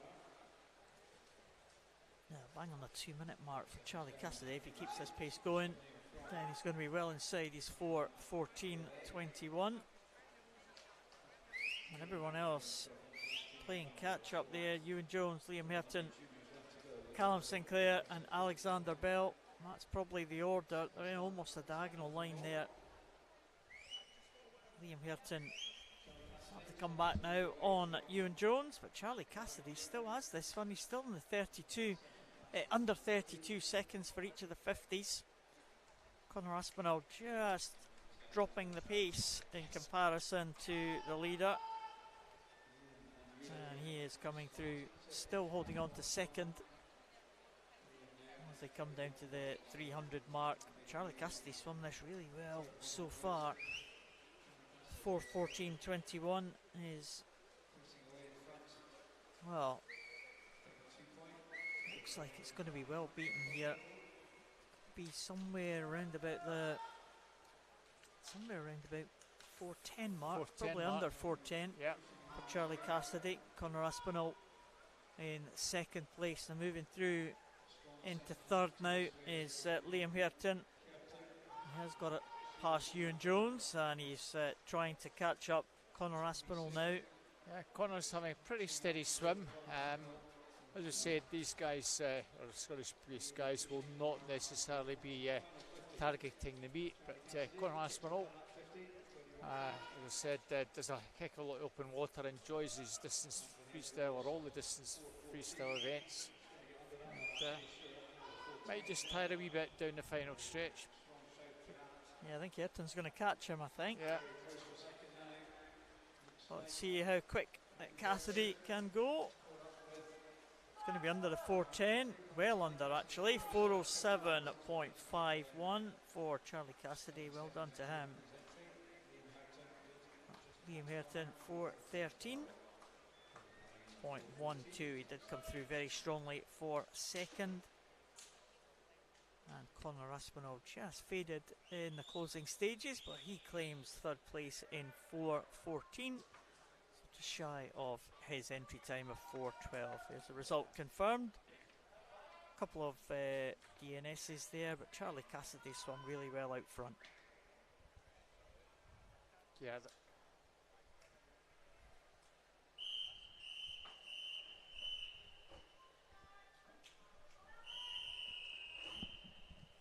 So we move on to heat number 3.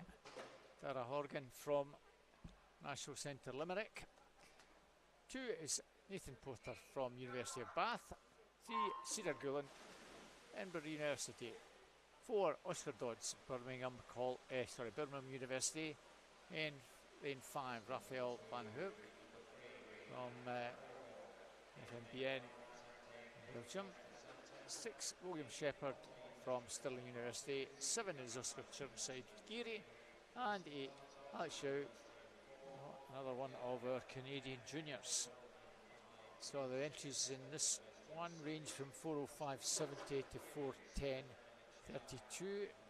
That swim off will be to determine first and second reserve for our 100 metres junior final. James Kilpatrick from Carnegie, Zach McLeod, one of the Canadians who wins the Dolphins. So they will conclude the afternoon session. So Raphael off strongly, 57.36. He's got a body length advantage over William Shepherd at the moment.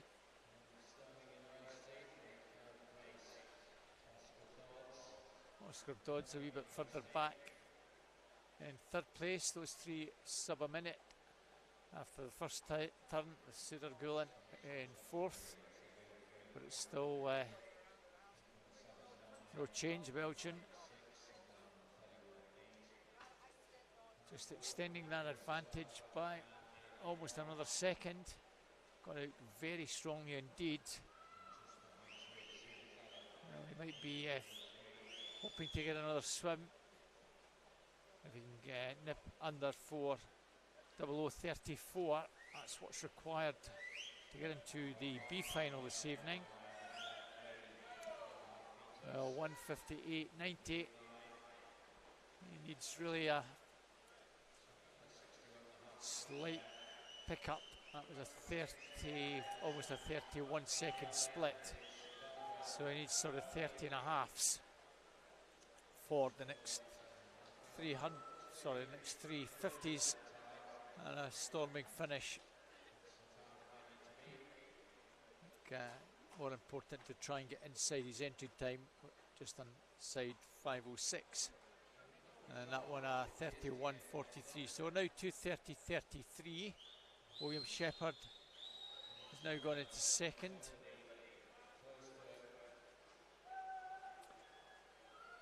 Oscar Dodds drops back to third.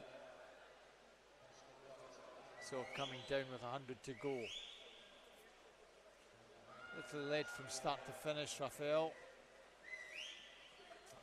And have very healthy advantage, 3:02.08. And the pace just dropping a wee bit further, 31.75.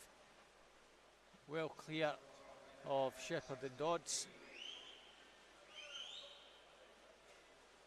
Lead of about 8 or 9 metres with just over 50 to go.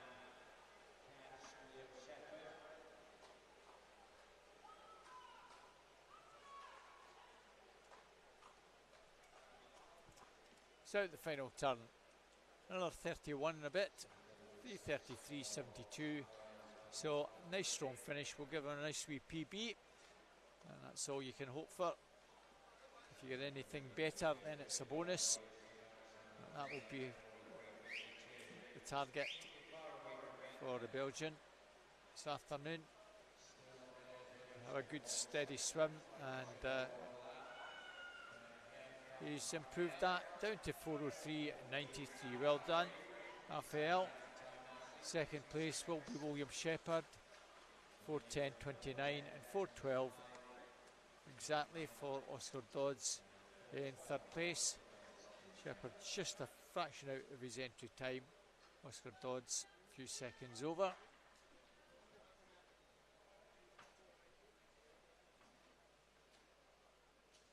So well done to all these swimmers there.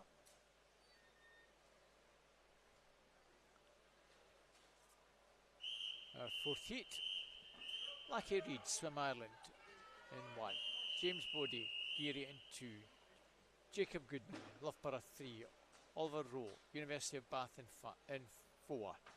Zach McLeod, Windschool Dolphins in 5. Troy Sevenon from Tabby7 in Sweden in 6. Tom Wilkinson, Swim Ireland in 7. And Griffin Sequin, another one of our Canadian juniors, goes in lane number 8. So the two Canadians, Zach McLeod in 5, Griffin Sequin in 8. We'll see how they go in this 400. Pretty well. James Bodie from Geary. Jacob Goodman with him in lane 3. In third place is Oliver Rowe from the University of Bath.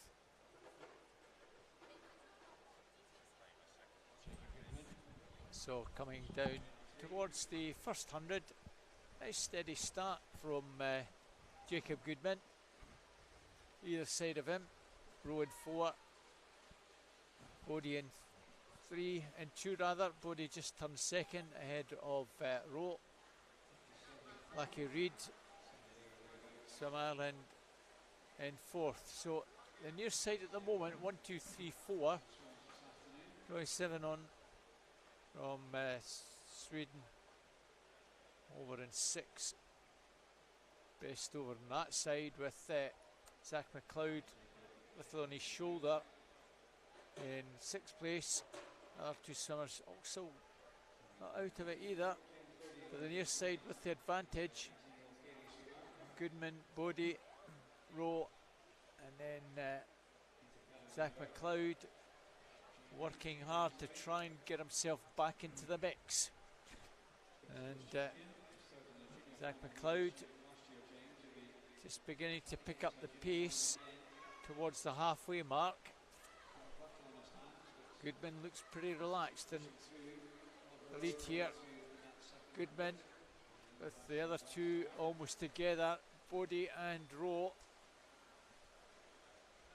And Zach McLeod still making significant headway. The Canadian youngster is closing on all three swimmers. He's got a fair bit to make up on the leader, but he's still getting there, as is Sevenon. He's also going very well. Out the turn with 150 to go.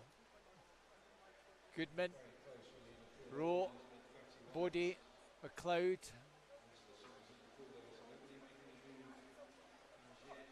Sevenon fastest on that last 50. Now it's a big ask to claw this back now if you're sitting in 4th or 5th. Goodman 3:02.30. Rowe 3:03.90 over a second and a half further back. Third is McLeod 3:05.03. Well, he's got a massive amount to make up as McLeod and Sevenon. 3:05.51. Some 3 seconds roughly to make up on our leader, who's still looking strong. Goodman out the final turn. 3:33.44. McLeod the fastest in the pool at the moment, but still only third. Goodman looks as though he's got this one under control inside the final 20. Jacob Goodman has swum a really solid race. He's going to take this one Very close for second. Rowe hanging on for second. Goodman takes that. Rowe just gets second. Or does he? McLeod stretches and takes second by 900. So 4:03.40 for Goodman, 4:05.36 for McLeod, and 4:05.45 for Rowe. Oh, Zach McLeod knew how to finish. He did, didn't he? Didn't see that one. Tie down in 6th place as well. Yeah, and a nice PB for Goodman. 5th of the 6th heat now. Another couple of Canadians in this one. Alexander Lepine, 17-year-old in lane number 1. Scott Fleming, Stirling University in 2. Zach Slater, Edinburgh University in 3. Antoine Saves from FFBN Belgium. Samuel Williams from Wickham District in 5. Cameron Rapson from Stirling University in lane number 6. Oliver Blanchard from Canadian Junior Team in 7. And Rufus Parry, Wickham District in lane number 8. So his entry times 4:02.67. I think you said, Robert, you need to get down to about the 4-minute mark, was it? For the 4-minute mark to give yourself a fighting chance of getting into that B final. Sub 4 minutes is a gimme. All these guys are capable of it. Scott Fleming going out. Yeah. And he will lead them through 29.77. He's the only one under the 30-second mark for that 50, for that previous 50. Well, quite a number of people under the 1-minute mark for that. So that's the kind of standard, isn't it? If you get into the 30-second mark for all of these, you should be dipping under the 4 minutes. But it's not easy to do. Scott Fleming doing a good job at the moment, though, and he's going to lead them through the 150. In second place, it looks like Cameron Rapson just ahead of Antoine Saves. Scott Fleming's given himself, well, I'll say an outside chance. That's all I'll say. It's more an outside chance of getting another swim, because there are swimmers in the next heat that are significantly faster. He's on the seeding, just the 5th fastest swimmer coming into this heat, so if he wins it, he can do no more. Certainly strong favourite now to take this. It's a question of, can he just find a wee bit extra in the last 200 and keep the nice steady rhythm going. He really needs to come under 31 seconds here. Might not manage to do that. But it's all about the experience of swimming against these big boys now. 31.04, well, he's, as I say, I don't think he's going to do it, but it's a PB at 4:03.10 is still on for him. 29 is the Belgium, not that far behind, Paul. Yeah, he's still there, and thought he might have been closing a little bit, but the splits didn't really say that. I wonder what story they'll tell us here. 31.43 for Scott Fleming. Yes, 31.28. It's getting a wee bit harder for Scott just to maintain that strong pace, but I'm confident that he'll finish around the 4:01 high. Okay, it's quite specific. Quite specific. I know how good Scott Fleming is. He's a really talented young man. Nice guy. And his entry time 4:03, so he'll be delighted with a 4:03.1. Don't let me down. Pressure's I think he's really just feeling the pain, having to do it all on his own with no one with him just to push him on. Come on, Scott, get the legs going like the cappers and those arms. Dig in, son. Antoine Saves coming back. Not going to catch Scott, though. Very tight finish. Come on, Scott. Let's see a wee PB for you. If not, get pretty close to it. Oh, well done, Scott. That's a cracking swim. not quite a PB, but I'm sure he'll be delighted with that. Yeah, well done, Scott. Takes that in a 4:04.20. You can ask for no more. Wins the heat, 4:05.15, 4:07.60. So none of these guys improved their entry time, but Scott, that's all you can do. Win the heat.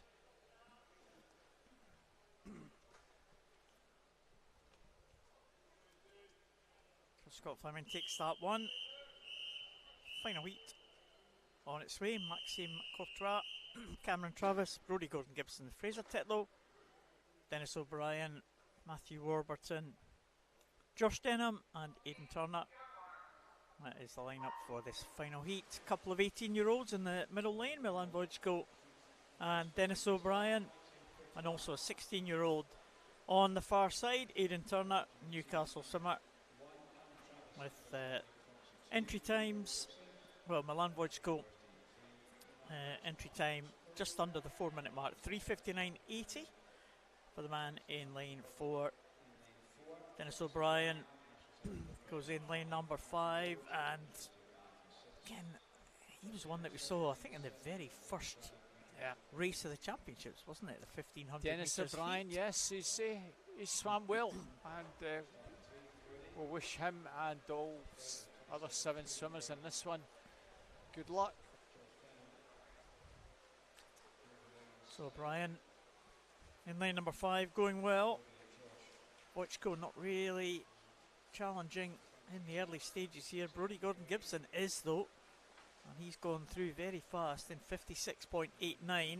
Josh Denham in second, Courtois in third, and O'Brien in fourth, but they're all very, very close together. Let's see, going up there in lane number 7, Josh Denham beginning to make a little bit of a move, trying to catch Brodie Gordon-Gibson. Coming down to the halfway point as they come down to the bottom end, Robert, so still a long way to go here, but look at the splits, they're all in the 30, mid-30 range, so nothing in it all at giving all. themselves a chance. And,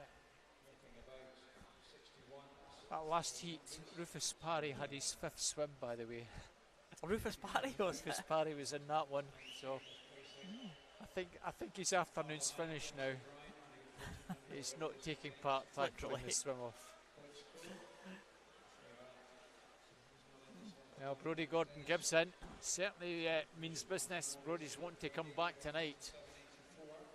I think there's every chance that he'll be giving himself an outside shot of this. 4:00:34 is what we're looking. Well, that's the actual time of the 8th fastest swimmer. So we'll see what happens. In the B final. For the B final, yeah. We can forget the A final. 3:57 is not going to be happening. But Dennis O'Brien, you kind of think he could get in there. Well, it's coming up alongside Brodie Gordon-Gibson now. Also still going well is Maxime Courtois, closest to us. In at lane number 1, it's those 3 that are beginning just to open up gaps between them and the others. Maxime Courtois actually moving into second there. He was the fastest on that previous 50. In fact, Matthew Warburton was, and he's moved up into 4th now. But he's still got a little bit of ground to make up from the leaders. Brodie Gordon-Gibson looking across to the other 2.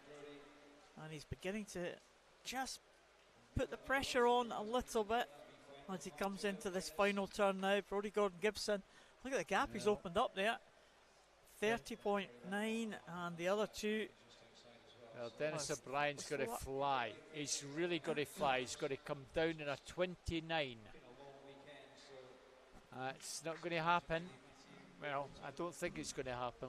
I know Dennis has been giving it everything and has had a very good weekend. But he might not manage to get there.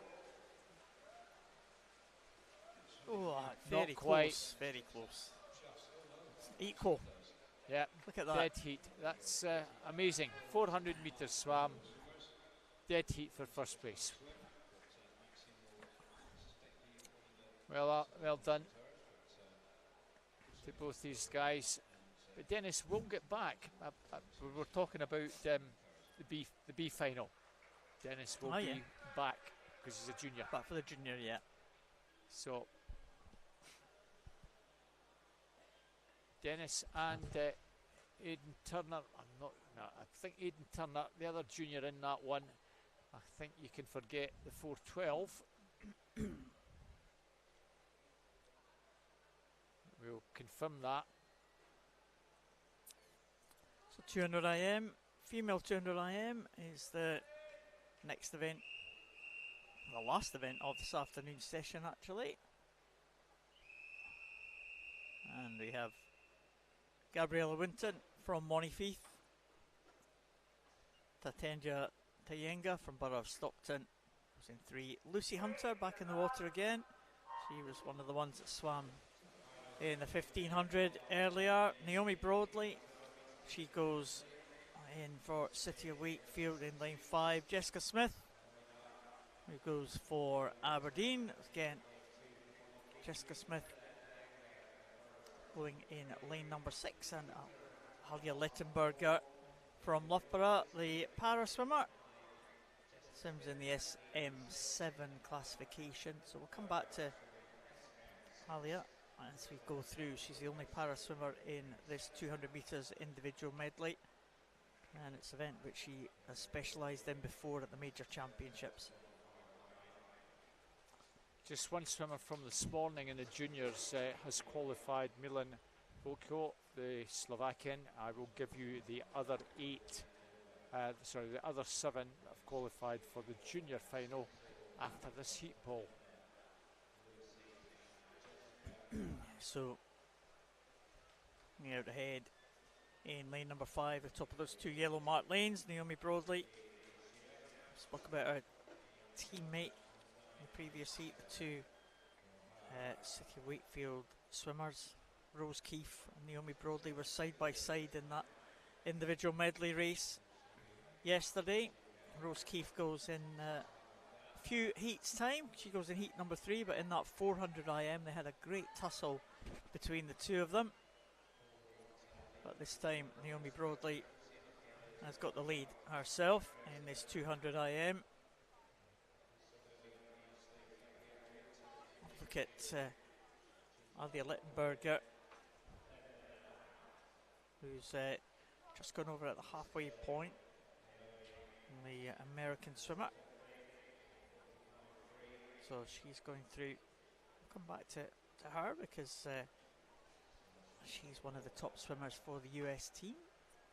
But coming through on that final 50 now, it is going to be Naomi Broadley in lane number 5. 15-year-old, let's see if she can get inside her entry time of 2:32.75.